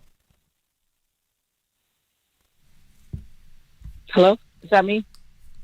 That was you. Caller from area code 770. You're on live with the Black Channel. What's your name? Where you calling from? Hi, Jason. My name is Shay Moan. I'm calling from Atlanta. All right, Shay Moan from Atlanta. What's on your mind? I feel like we're not really going to the source of the problem. I really see this as a higher level thing we're not going to, as far as the Rothschilds and the banking institutions that run everything. If we're not addressing them specifically, I just feel like we're kicking dust. Well, we already mentioned them, sir. You must be new. Yeah, I just started doing it about 30 Okay, minutes ago. yeah, we've already mentioned them, but when we say reparations across the board, sir, I don't know what you think across the board means, but across the board certainly does encompass the banks, which help to carry the money and make the loans and everything else about that. So yes, that includes the banks as well. Thank you very much for giving us a call. Let me get caller from area code 850. You're on live with the Black Channel. What's your name? Where you calling from? Good evening, Jason. This is Jones from Texas. Okay, Charles from where at in Texas? Houston. Charles from Houston, what's on your mind? I wanted to talk to you about the CRT thing that they keep saying. They tell us, CRT, you can't talk about anything bad we did to you or your people, but they continuously leave Confederate memorabilia and stuff up everywhere. Confederate roads, Confederate military bases, but they tell us CRT is bad. But they keep reminding us through symbolic statues of what the past was, and they get glory out of it. I just wanted you to Yeah, I mean, elaborate on that's that. white supremacy for you here. White supremacy is about dominance. It's not about honesty. It's about dominating. So, yes, absolutely. They're telling you the only history that matters is their history of brutality. You are in a world war, as Dr. John Henry Clark said, against the place of black people, and white supremacy is now doing what it does. It's gotten extra dirty, and it just says, well, just screw it all. We will just erase slavery altogether. We'll just erase it all together. And if you were never taught about it, then how you going to fight for reparations for slavery? Oh, yeah, and carry this Confederate flag up there while you're at it. Thank you very much for giving us a call here tonight. Let me get caller from area code 229. You're on live with the Black Channel. What's your name? Where you calling from? Good evening, Jason. This is Rob from Valdosta. All right, Rob from Valdosta.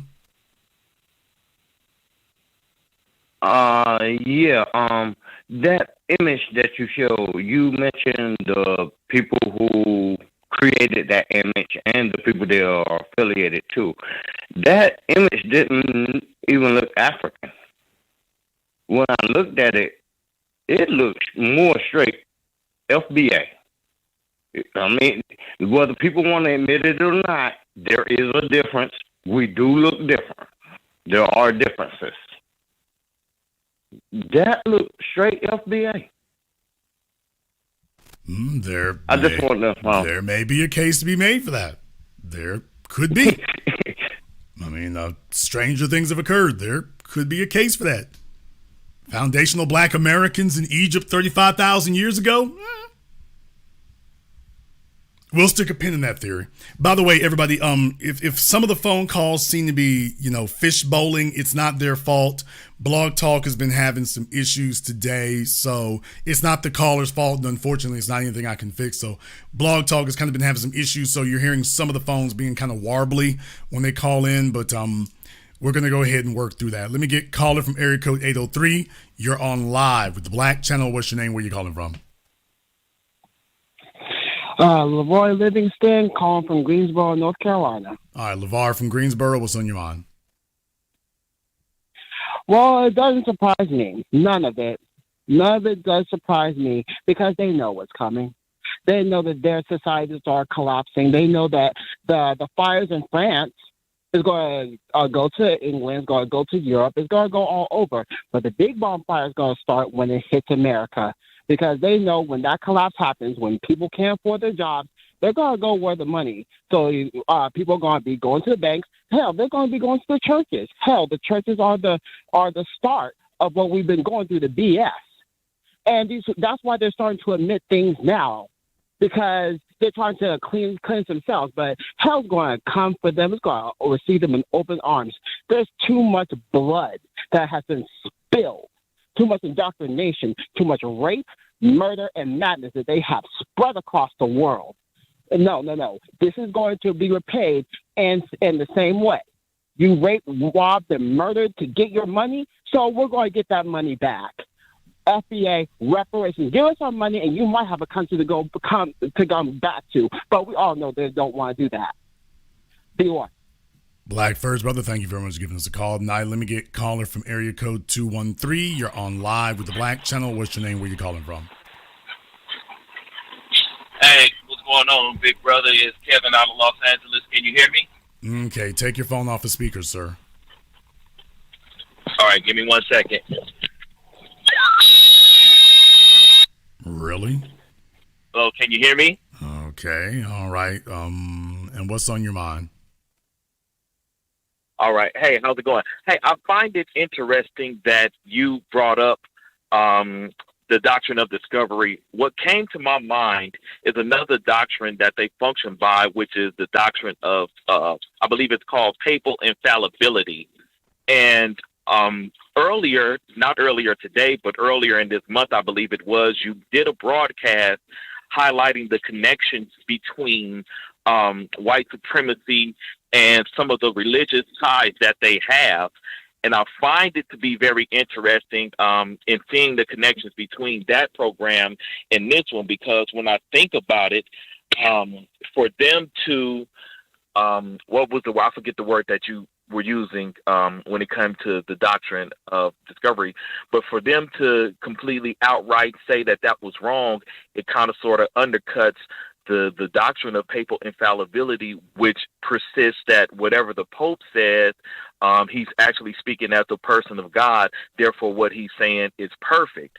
So if they were to overturn or completely do away with the doctrine of discovery, that would be an admission that what the Pope says is not perfect and that the Pope is subject to making mistakes. And that would completely undergird white supremacy as we know it, because as you pointed out before, there's a religious component to it as well. Well, absolutely. I mean, you've seen that for time immemorial. For example, the emperors of Japan and China, for example, you can't look at them because they're too holy for you. They can never make a mistake. You've seen this throughout history in a lot of different ways.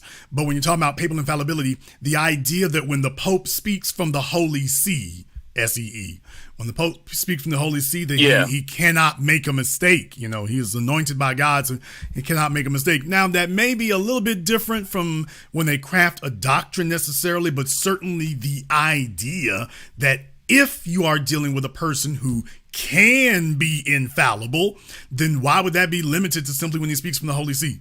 Why would that be limited to there? So, absolutely, what you're saying is that this attacks the very foundations of the idea of this infallible, perfect individual, and that once you start questioning one thing, you're probably going to start questioning everything else. You can't allow something like that to get kicked off.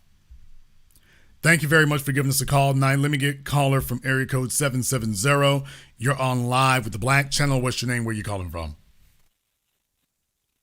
This is Dex from Toronto. All right, Dex from Toronto, and what's on your mind?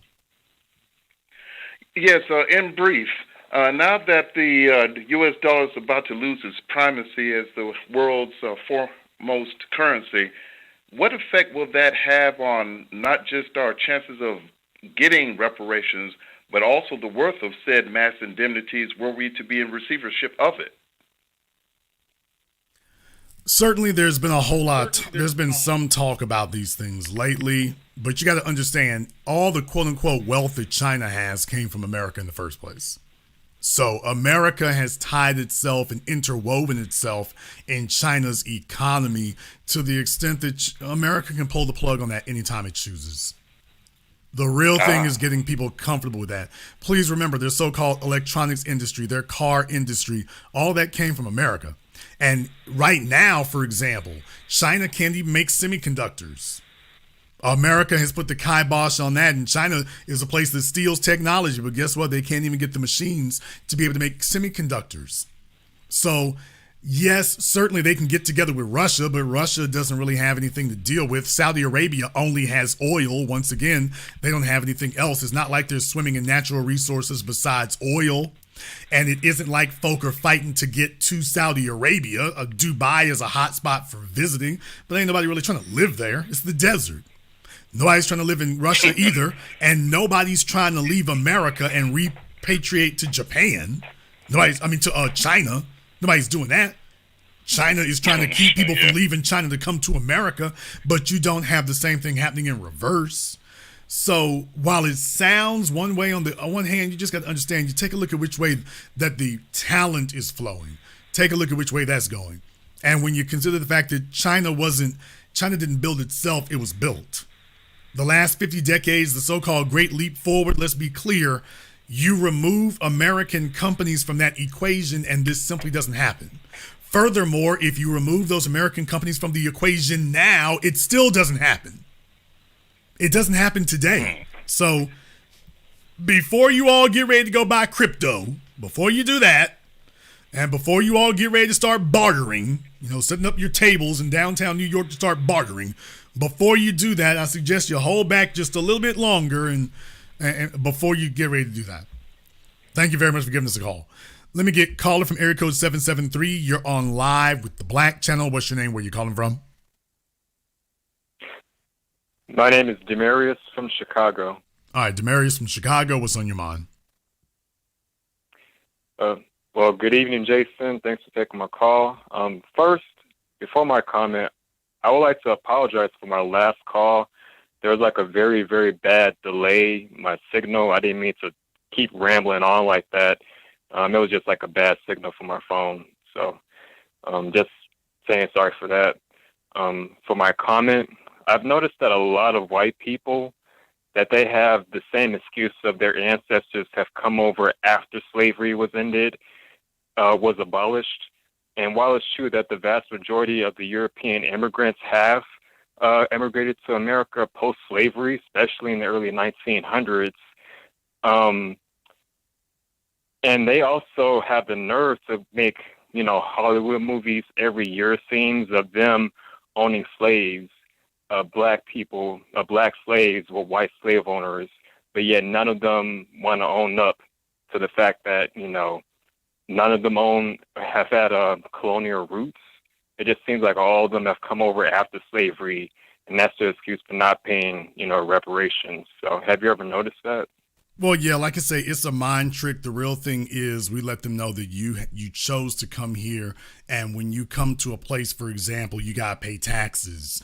It does, for example, if I move to another state or if I move to another nation, I got to pay taxes. I got to pay school taxes. Here's the thing. I got to pay school taxes even if I don't have children. So that would be the same argument. Yes, well, why do I have to pay, for example, why do I got to pay school taxes if I don't have children? Why do I have to pay road taxes to fix roads if I don't have a car?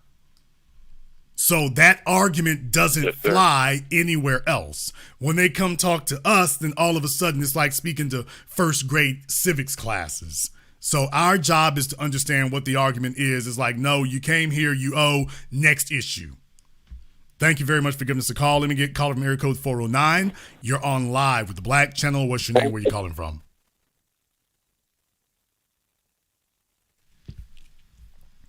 Okay, caller from 409 has been abducted. Caller from area code 248. You're on live with the Black Channel. What's your name? Where you calling from? How you doing? My name is Bruce from Detroit. Bruce from Detroit. What's on your mind? Oh, I apologize. I think I gave y'all the wrong area code, but I was required to call in because I think they misunderstood one of my comments, though. Okay. What was the comment? They misunderstood. I mean, I said that you schooled one of your last callers because he tried to say that we FBA were here 35,000 years ago, but we weren't that ethnic group.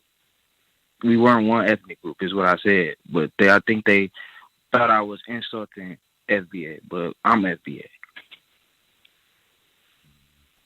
Okay, well, thank you very much for giving us a call and clearing that up. Let me get caller from area code 206. You're on live with the Black Channel. What's your name? Where you calling from?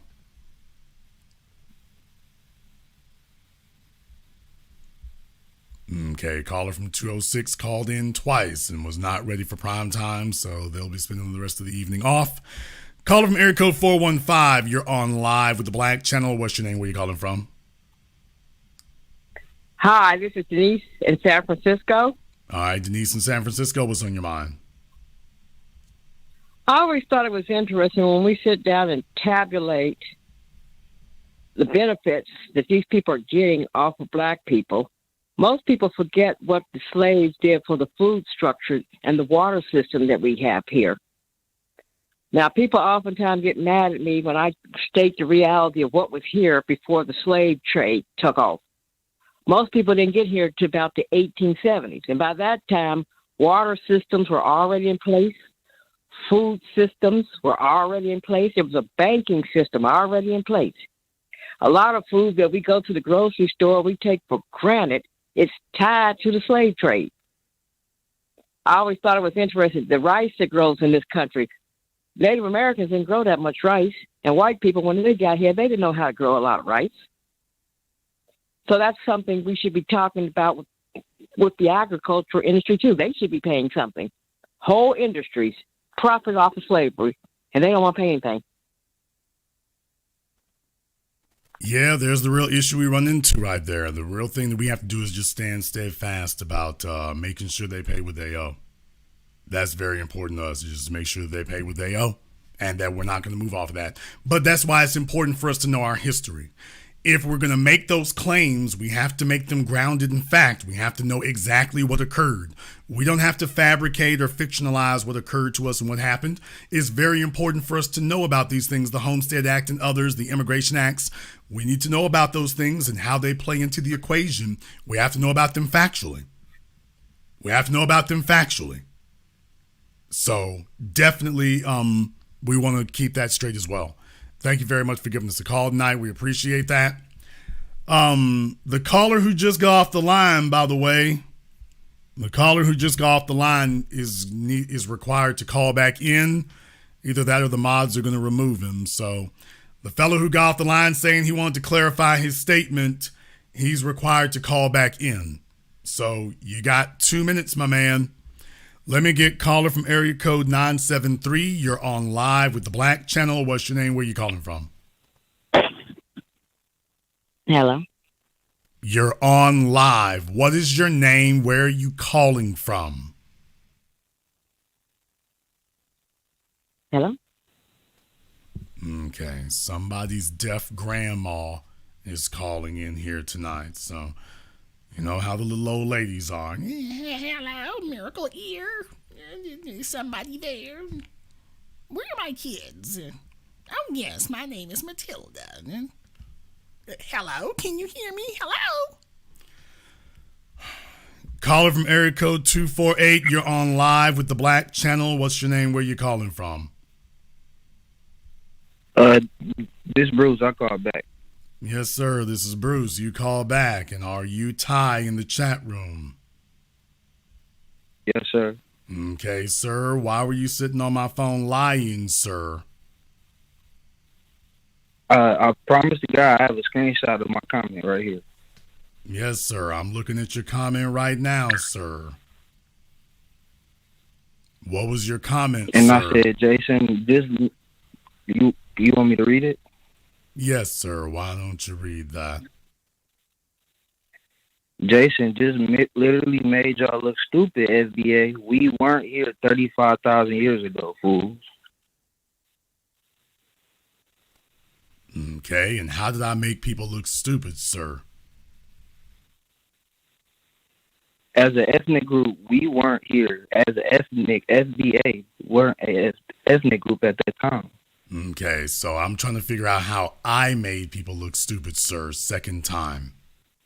The caller before I made that comment said that the picture doesn't look like an African. It looks like an SBA. Uh-huh. And what ethnic group were we before FBA? Okay, sir. Did I say that? No, I was talking about in the comments. Okay, sir. You said that Jason just literally made y'all look stupid, FBA. We weren't here 35,000 years ago, fools. So I'm asking you for the last time. How did I make anyone look stupid? What was it that I said that made somebody look stupid, sir? After the caller said it, you said, I don't know about that one. FBA weren't in Egypt 35,000 years ago. We weren't in Egypt. FBA, that ethnic group is what I was talking about to what you was talking about to the caller. Because he called in and said that does not look like the Hebrew Israelite called in and said that doesn't look like a African. He looks like a FBA. That's all I was pertaining to. I wasn't pertaining to. But I didn't make any type of. Sir, calm yourself down. You're not that drunk or that high tonight. No, you're not. You ain't that full on crack tonight. And the question is, what did I say to substantiate anything that you put in this comment? I literally didn't make any type of characterization one way or the other. So I made somebody look stupid? What did I say or do? You've been asked that several times. What were Jason's words that made somebody look stupid? Who did I make look stupid? Because I would have had to say something that made them look stupid. So who did I make look stupid exactly? I was talking about the caller specifically, but the callers. Are you saying that the caller's name was Jason? We're not going to talk over me, you jackass. Are you saying that the caller's name was Jason? No, I was saying that you made him look stupid. Jason just literally made y'all look stupid. We weren't here 35,000 years ago. Y'all, that's not you. I'm not talking about you. Okay. I said that you made the caller look stupid. Well, let me be very clear about this part here. I'm not going to necessarily make an assertion one way or the other. I'm not going to make one way or the other. Because it kind of goes. I apologize for asserting that. Because it kind of goes. Sir, you can hear just fine. I suggest you get a leash on yourself. Now, you don't know exactly where I come from or where I stand on where that's concerned. You actually don't. You probably would have been better served to ask.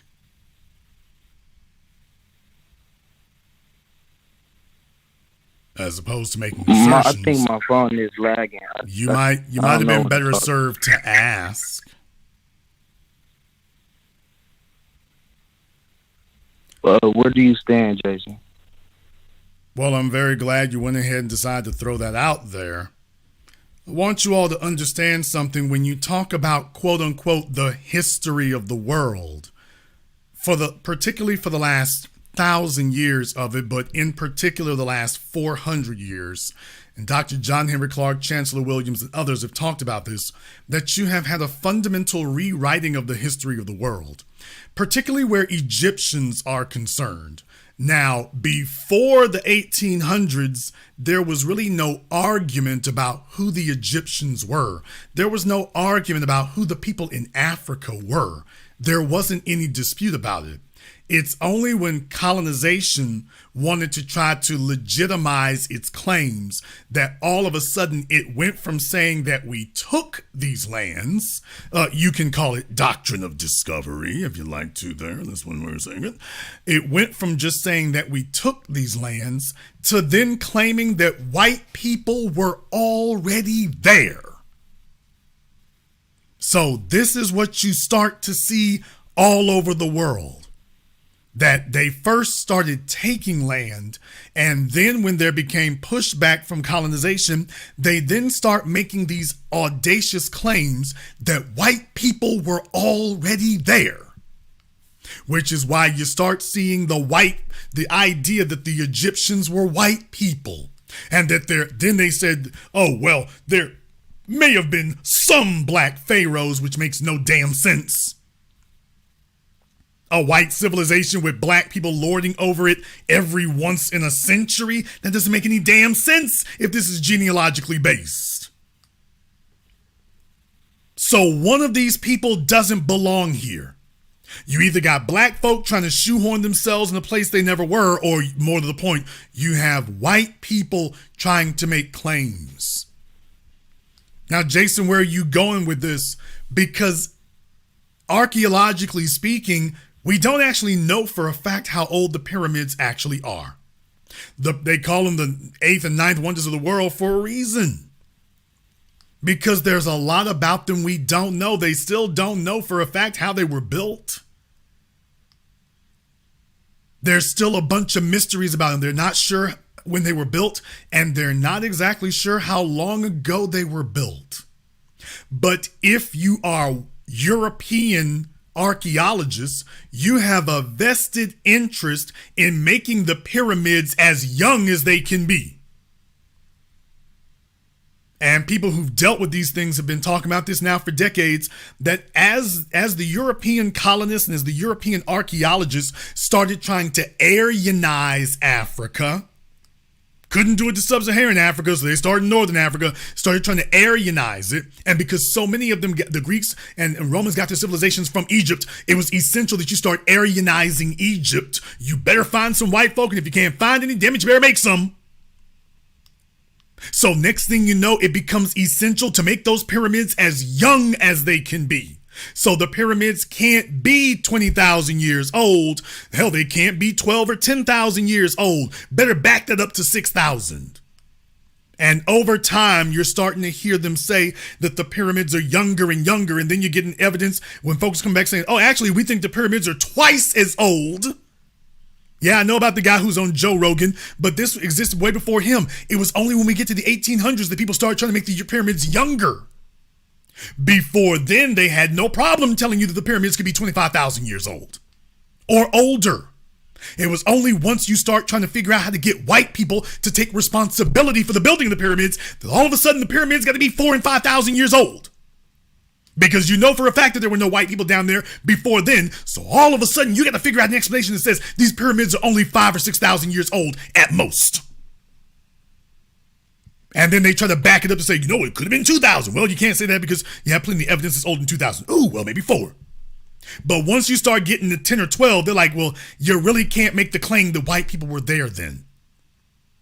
So what I'm telling you is that so much of what you've been taught and you think and you believe, we're not really sure.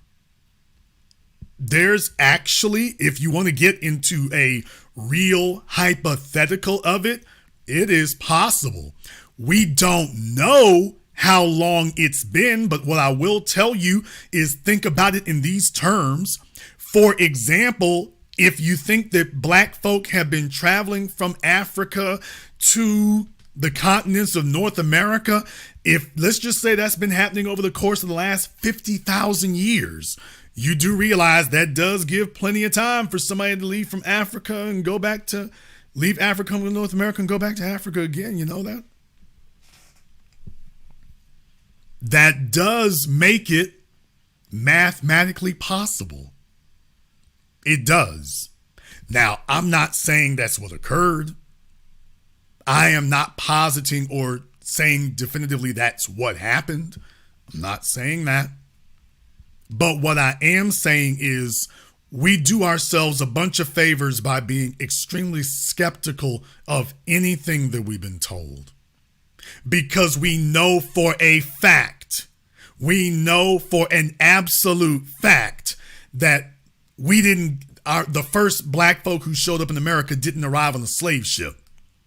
Now we know that for an absolute numerical, biological, geological, mathematical fact. The slave ships were not the first ones that brought us here. They brought the supplements. They brought the surpluses. But we didn't get introduced to this land by the Europeans, by piggybacking and hitching a ride with the Europeans. That isn't how we showed up on this land. Some other folks hitched a ride with them. But that wasn't how we first got here. So with that being the fact, what I'm going to say to you is while what the caller said, it kind of sounds like the kind of thing that you might be able to giggle with over a glass of ginger ale. Yeah, I understand that. I would suggest to all of you, to be a little more open-minded. We have not cracked the code of history yet. We don't know everything that there is to know yet.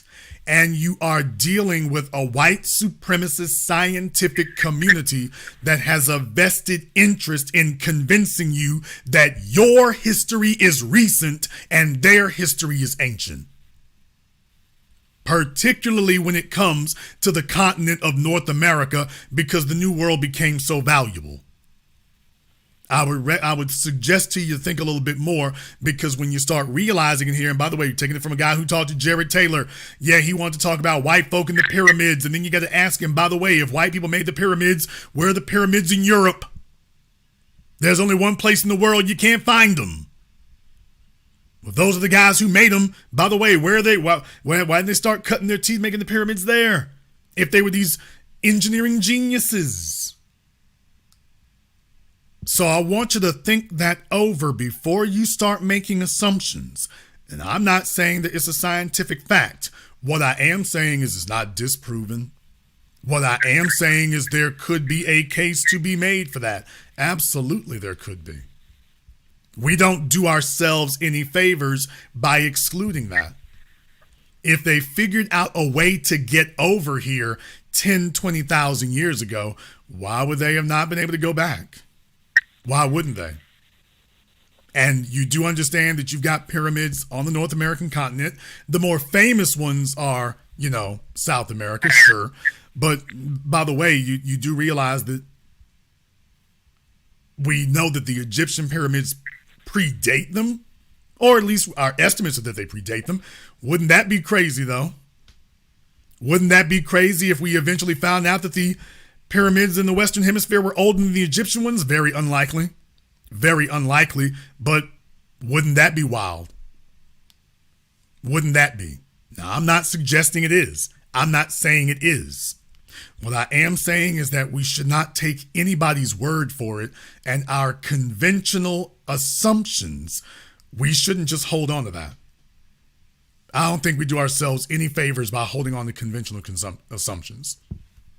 Now, you tell me, so I can understand. Why would you not believe? Because, by the way, in our current iteration is mankind, that goes back at least 100,000 years. Doesn't that allow plenty of time to be traveling back and forth between Africa and North America? I speak now just because I don't know if my phone's still lagging. Okay. If we've been around here, let's just say that we've been running around for the last 50,000 years. Doesn't that allow plenty of time to travel between Africa and North America back and forth? Yes, sir. I think so too. Which is why when people say things like that, I don't just dismiss it out of hand.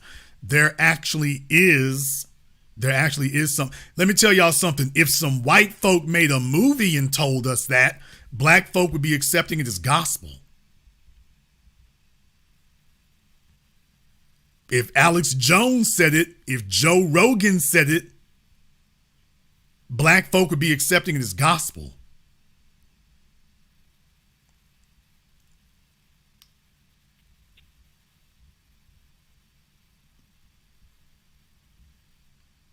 I just wanted you to know that I don't dispute any of that.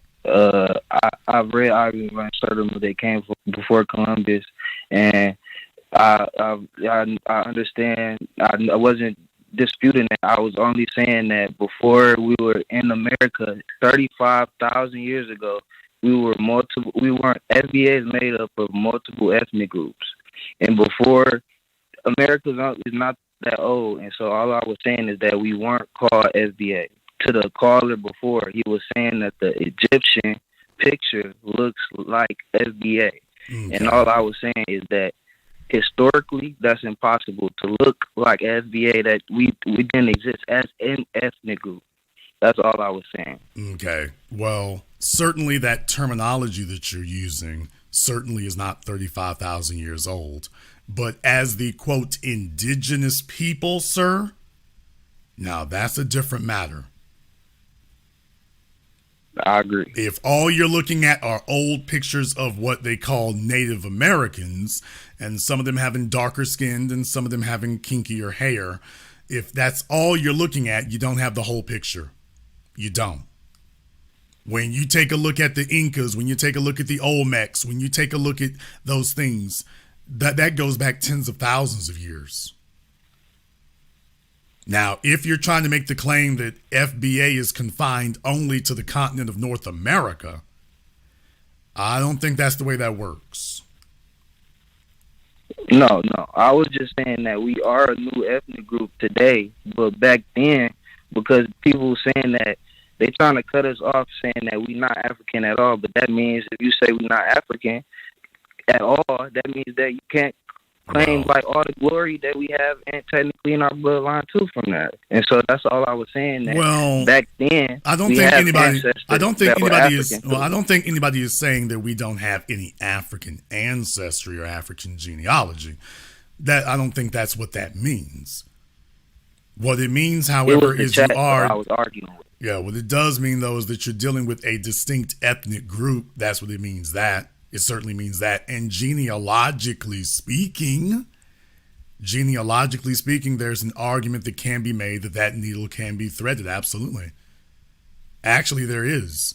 If you're going to try to confine FBA lineage to simply North America and just confine it there to one geographic location, then yeah, what you're saying could work there. I'm not talking about what you were saying in the chat room to other people. I'm talking about referring to what the comment that you made and being on the phone with me now in light of what you said here before. What I'm doing is I'm taking an opportunity here to enlighten you, young man. I advise everybody to keep their eyes and their ears open. History has been curated. They have curated it, and most people are coming at it from the exact same linear but tunnel vision standpoint. That if you are a black person on American soil, you arrived on a slave ship. There are some of us who understand that that's not the whole story. To which then they tell you, okay, well, there were some of you who may have come across the Bering Strait. Well, that doesn't sound very correct either, but all right. Then you listen to people like me who tell you, by the way, we could have traversed here straight across the ocean. There are currents that take you directly from Africa to America. You all can look that up for yourselves. Then you say, okay, well, that sounds a little bit better. But then it leaves out one more element. How long were we doing that? Because take a look at how long we had to fight to just get acceptance of the idea that we could have made it from Africa to America on our own. How long before that were we doing that? How many years? Centuries? Millennia? If these people were smart enough to build the pyramids, they're certainly smart enough to build a boat. So how long were they doing that? We already know for a fact that once they got to the Americas, first order of business, all right, let's crack off these pyramids. Let's get that going. Let's show it. We're not a one-trick pony. Let's get it popping. Do you all notice that literally everywhere in the world where you find pyramids, you find advanced mathematical and astronomical civilizations? Do you all understand that? Did you get that, young man? Yes, sir. Do you realize that everywhere in the world where you find pyramids, you also find a people who are notorious and infamous through history for their knowledge of mathematics and the stars? Yes, sir. When you find pyramids, you find individuals who's like, by the way, they were thousands of years. The Europeans couldn't figure it out for thousands of years. These folks were thousands of years ahead of them. When you find those pyramids, you find a mathematically advanced civilization. And what I'm telling you is, by the way, you got pyramids in North America also. So I recommend you don't count anything out. I recommend that you don't do that. Because once you invite that one in and you accept the reality that, by the way, they could have been more advanced than you think, then the next, all I got to simply think is, by the way, was there a two-way street going between North America and Africa? We know for a fact there was, but everybody's not going to leave. Did somebody come to America knowing something, and then did they go back to Africa knowing more? We don't know. Were these individuals did they necessarily build the pyramids there? Well, no, not necessarily built the pyramids. However, is it possible? Is it possible that over the course of 10,000 years that you had somebody from North America? Some of them brothers might have made their way back over there and were living among the people. Is it possible? Is it possible that some of them fellas, they came over here and they've been there for a few hundred years, couple thousand years, and back and forth, and some of them made their way back over there? Is it possible?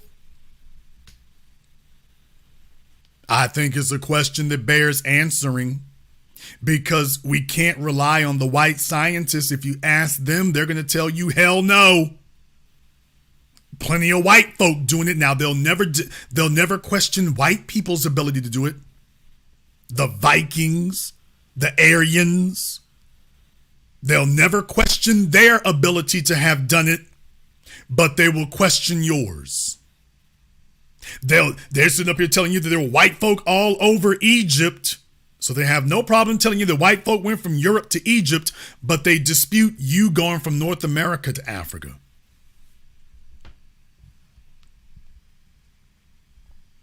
So that's the reason why I take issue with the Jason making y'all look dumb thing right there. In reality, that's speaking for me. I'm not actually signing off on that. Now, I am not going to sit here and say that I'm giving you all the short definitive history of the world. I'm not saying that. What I am saying is, no, I will not preclude this from possibility. Absolutely not. Absolutely not. Yes, it is possible. Is it probable? I don't know. I don't know. Is it possible? Oh, it absolutely is. It absolutely is. Absolutely. You would have had phenotypical changes. And if those individuals had direct access to get back there, next thing you know, there we go. Were they going back and forth from sub-Saharan Africa, and eventually by the time you start populating Northern Africa and Egypt and whatnot, could it be that those were the folk who did it? It's possible. Could it be that it was not sub-Saharan Africans who populated Egypt, that it may have been transplants from North America? It's possible. Is it probable? No, I didn't say that.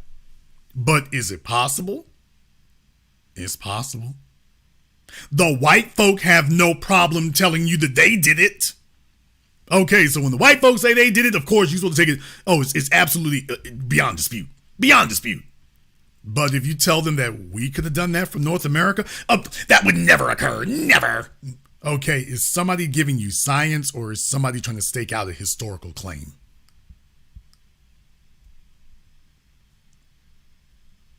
So I've recognized what you said. I've acknowledged what you said. I'm taking this as an opportunity to clarify my position on it. Before we say that Jason's making folks look dumb and whatnot, let's be very, very clear. Where Jason stands on this is, I've taken a look at the crucible of history. I've seen what people have done across tens of thousands of years. I do not accept whole cloth whatever is in the history books, because I understand that the history books are intended to formulate and mold people's minds. You're watching them do it in real time today. In many cases, it is not meant to teach you what actually happened. It is meant to form how you feel and think about what happened. And you got to do a bunch of looking and researching on your own. Because the history books in high school that you read didn't say anything about Africans coming to America on their own. Your history books all told you you came here on a slave ship. Once you realize that the first of us did not actually come on a slave ship, it then asked the next question. So how long, since you all left that out of the history books from Macmillan Press, how long before Columbus were we coming back and forth over here? And you notice that that's a conversation that they don't want to get into. They don't want to have that conversation with us. They don't want to talk about how long that was going on. And I suggest to you that, as unseemly, as incredible as it might seem, what the brother said sounds outrageous. Oh, it absolutely does. It just sounds outrageous on the face of it. Like, brother, you ain't reaching, brother. You pulling. Yeah, it sounds outrageous, but if I just drop that one little fact in there that, by the way, did you give us 50,000 years? Okay, well, Jason, they said that this thing was a guy 35,000 years ago. Well, you know what? Let's just say that they're off by about 10,000 years. Let's just say they're off by 10,000 years. Let's just say it was 25,000 years ago. Now, that alone gives plenty of opportunity for that to happen. Didn't say that this brother on the screen built the pyramids. Didn't say he built the pyramids, but he was likely walking around in Egypt at the time. He was likely walking around at the time, and that makes some questions. That begs some questions. I know it sounds incredible. I know it sounds unlikely. Yes, I know that you were trying to make a point about the modern day advent, about what you interpret as the definition of FBA. I get that. I understand that. I'm taking this as a moment now to tell you all you might want to consider expanding that. You might want to consider it. Because if we look up in another 10, 20 years, and somebody cracks open and finally breaks down and says, well, actually, we've got artifacts to show that, y'all could have been going back and forth for about 30,000 years. 30,000 years, that leaves another 5,000 in there. That's plenty of time for us to be showing up in Egypt. That's plenty of time. Well, why didn't you tell us this sooner? Well, you told us y'all were all over Egypt. The more we look, the more it looks like y'all being in Egypt was a lie, and I'll be damned. You think about what that would mean, brother. That would be earth-shattering. If you were to have this accepted as a scientific biological fact that we've been going back and forth between North America and Africa for tens of thousands of years, that would be earth-shattering. Because that could technically give us a legal claim to things. The white folk have been using that exact rationale to try to make some claim to be the people of Egypt. If it turns out that we were the ones actually doing it, man, wouldn't that actually have a big piece of the puzzle just fall in your lap? No wonder they wanted to colonize our minds in this regard. They never wanted us to think or consider that we were the ones going to Egypt. Now, if that were ever suggested as a serious scientific fact, do you understand that would turn world history on its ear? That would completely detonate and explode everything that we have thought about world history. The idea that the black folk in America are the ones who literally built the pyramids. Yeah, it sounds preposterous. It sounds outlandish. Yeah, I get it. I understand. Yeah. It also sounded outlandish that we could have gotten here before the Vikings. Now everyone accepts it as a fact. Because the truth was always there. People with agendas did not want you to speak it.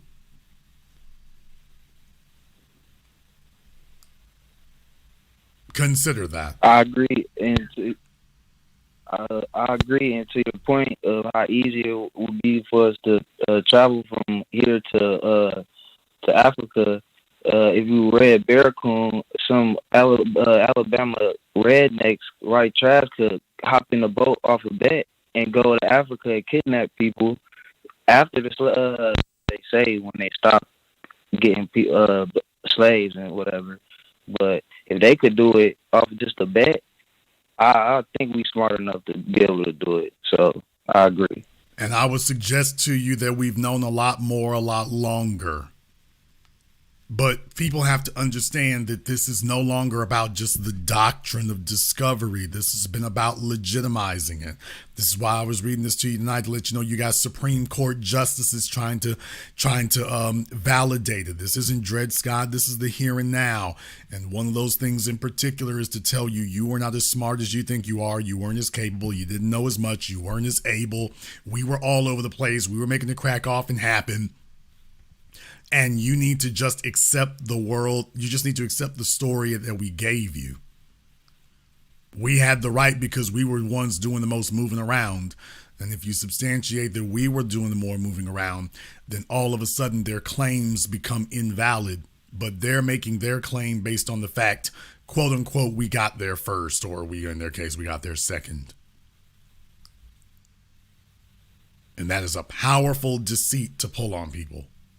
But only if they accept it, because you don't have to. But I would suggest to you all right now, I would suggest that you do not commit yourself to any version of history that you've been given.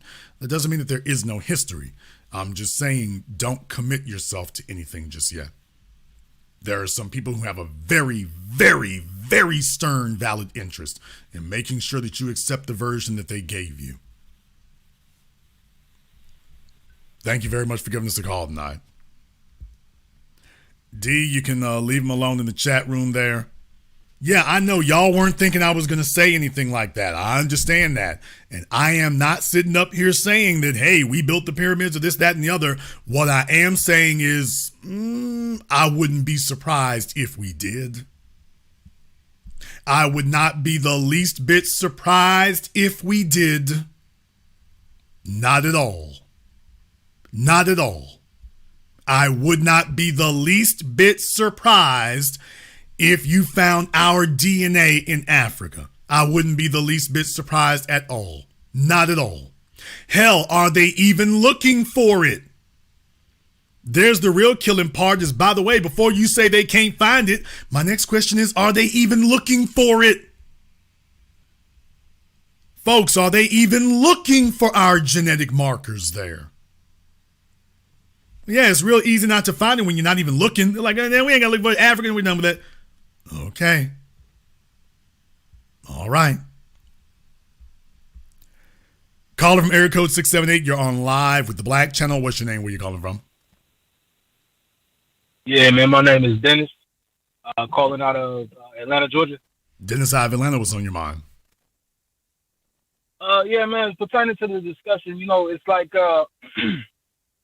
when I listen to these FBA brothers talk, man, and knowing it comes from Tariq and I'm sorry, I don't want to say any names, but it comes from a certain sector. I question the intelligence. You know what I'm saying? Like I question it just seems like these people are so one track minded. You know what I mean? Like we genetically we come from they have us coming from Africa, right? And I know there's when you say that to certain people, they say, "Oh, you can't trust the white man's genetic test. You can't trust that. You can't trust that." But sure you can. It seems to be.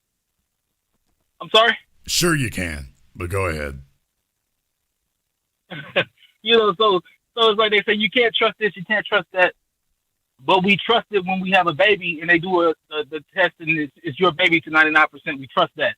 So it's just weird to me, like the picking and choosing of what we take, and like just the lack of historicity that a lot of us have. You know what I mean? Like it's not even, it's beyond ignorance. And I applaud you because I sit and I listen while I'm working. I sit and I listen, and it's like I don't know how you have the patience to go back and forth with this.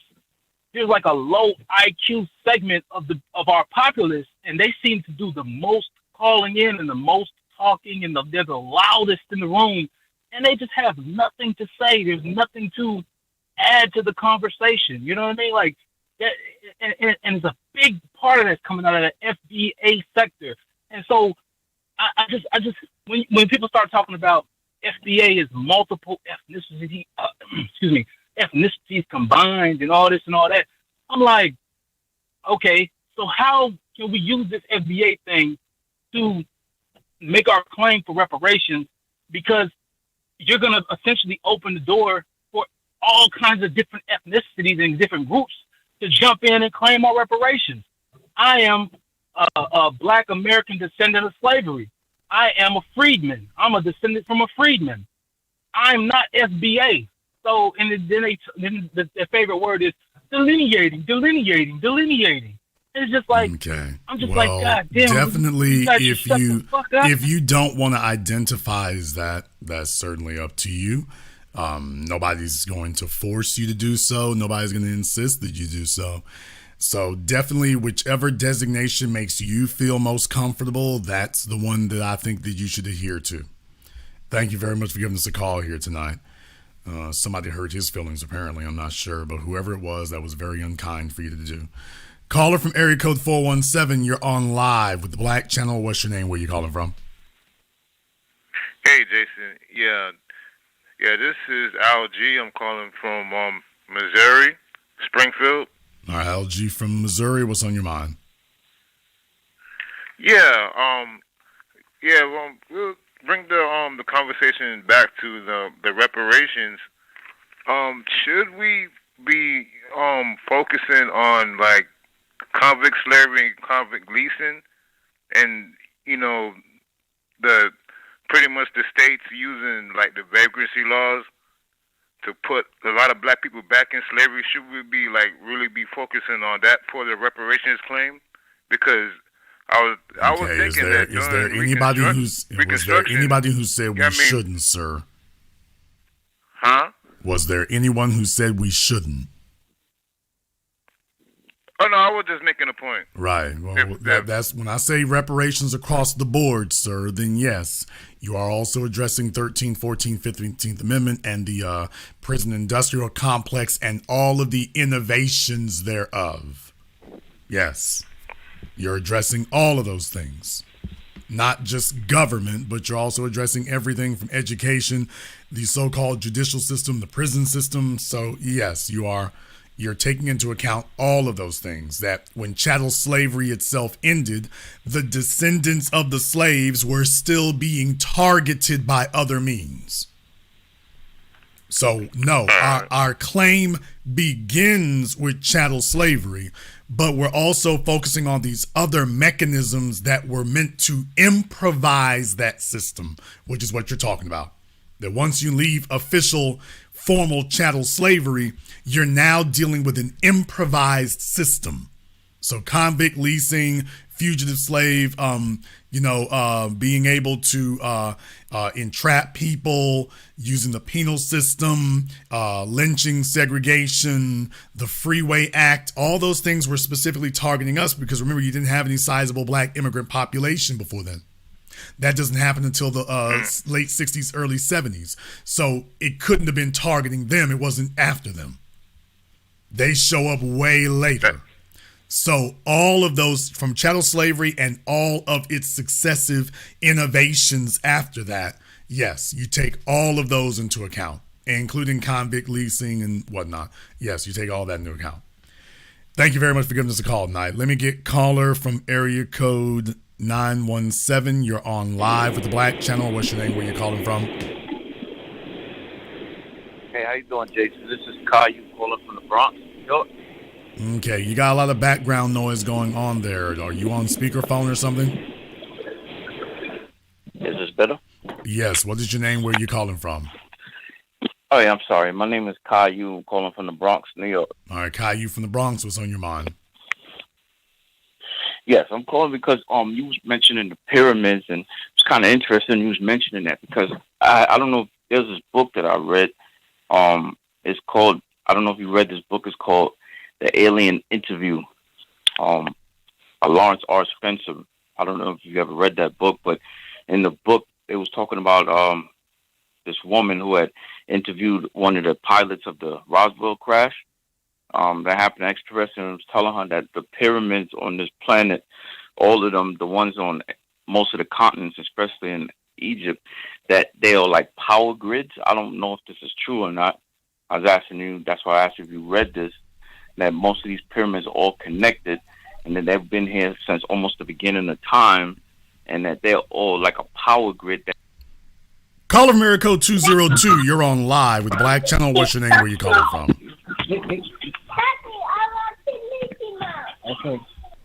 Okay, caller from 202 is running a daycare. Caller from area code 843, you're on live with the Black Channel. What's your name? Where you calling from? Yes, hello. This is WWJ. I'm calling from Charleston, South Carolina. All right, WWJ from Charleston. What's on your mind? Yes, sir. Wanted to call in. Great broadcast, by the way. I'm actually calling in today because when you spoke about the doctrine of discovery, that actually led me to think about the term Europe. And if you ever look up the history of it, you have the word Europa, which actually comes from this European woman who got on this brown bull. Brown bull represented Zeus, the god of all gods. They rode off into heaven together. That story got told over and over. Now, Europeans feel as though anybody from Europe, whatever they do, no matter what they say, no matter what they do, they feel they are righteous because they are the ones that are they are the only ones who are one with God. So now the question becomes, if Europeans are the only ones who are one with God, then who are the ones who are one with the devil? Well, I mean, even by definition, you don't even have to have a devil in that equation. That's the real thing. You've got those who are saved and those who are not. You got those who are a part of the divine lineage, and then you got everybody else. So technically speaking, you don't even have to introduce a devil or a counterpart. You just have to introduce, hey, we're the ones who are saved and the rest of you aren't. We're on the inside, y'all are on the outside. And literally, you don't even need anything more than that. That alone right there will suffice to do whatever you want to do. Those who are quote unquote outside of God's grace. Think about it in those terms. Don't even have to figure, it doesn't require, because when you introduce a devil, you're starting to complicate it, because now you're having to introduce into somebody adhering to an alternative belief system. Well, you can't prove that they have an alternative belief system. Now, what you can prove is that they're not Christian. Now, you can prove that. Or you can prove they're not believers in your system. Now, you can prove that. But you can't prove that they believe something else. Do you see what I mean? You can't prove that they believe that they worship the devil or they're with the devil. You can't prove that. But you can definitely prove, hey, you ain't one of us. I don't know what you do believe, but I can prove you're not one of us. So now you're on the outside, and whatever we want to do to you from there, it's open season. Thank you very much for giving us a call. Let me get caller from area code 559. You're on live with the Black Channel. What's your name? Where are you calling from? Hey, my name is Martin, calling from Fresno, California. Martin from Fresno, and what is on your mind?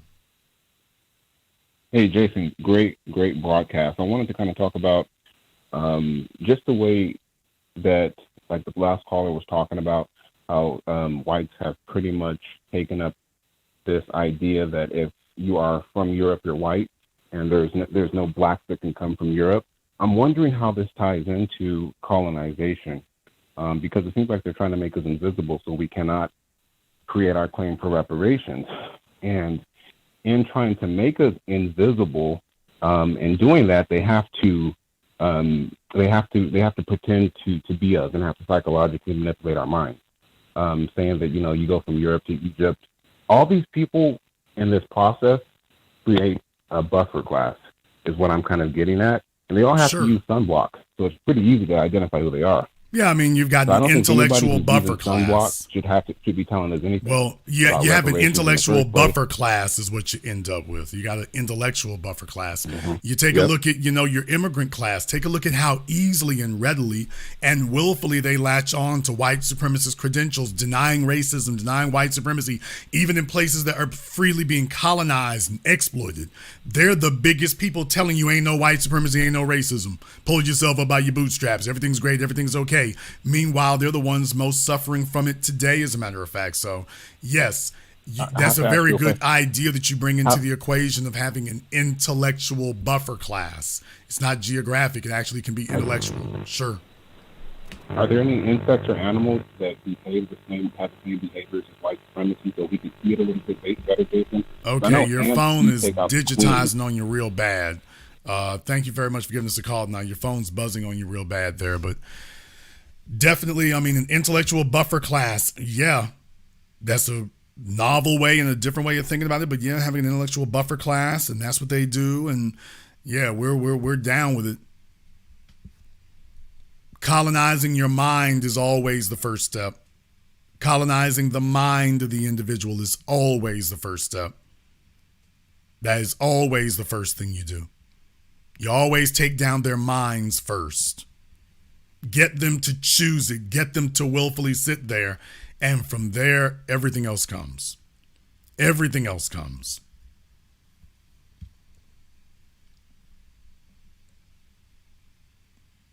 I did tonight's program because I wanted to point out to you all that the meter for reparations is still running.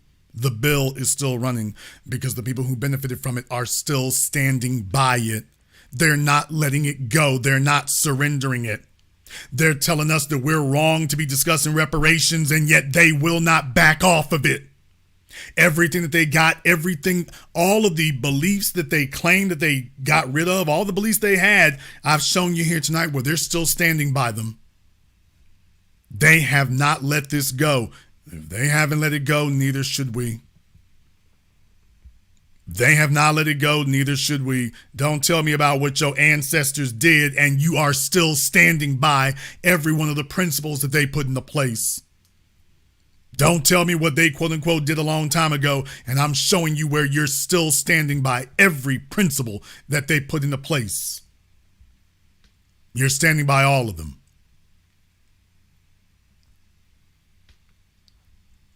We're going to go ahead and wrap things up here tonight. If you are new here to the Black Channel, welcome to the haven of intelligent black thought. We do this every weekend. Click that red subscribe button. Click that yellow notification bell. Join us each and every time that we're here.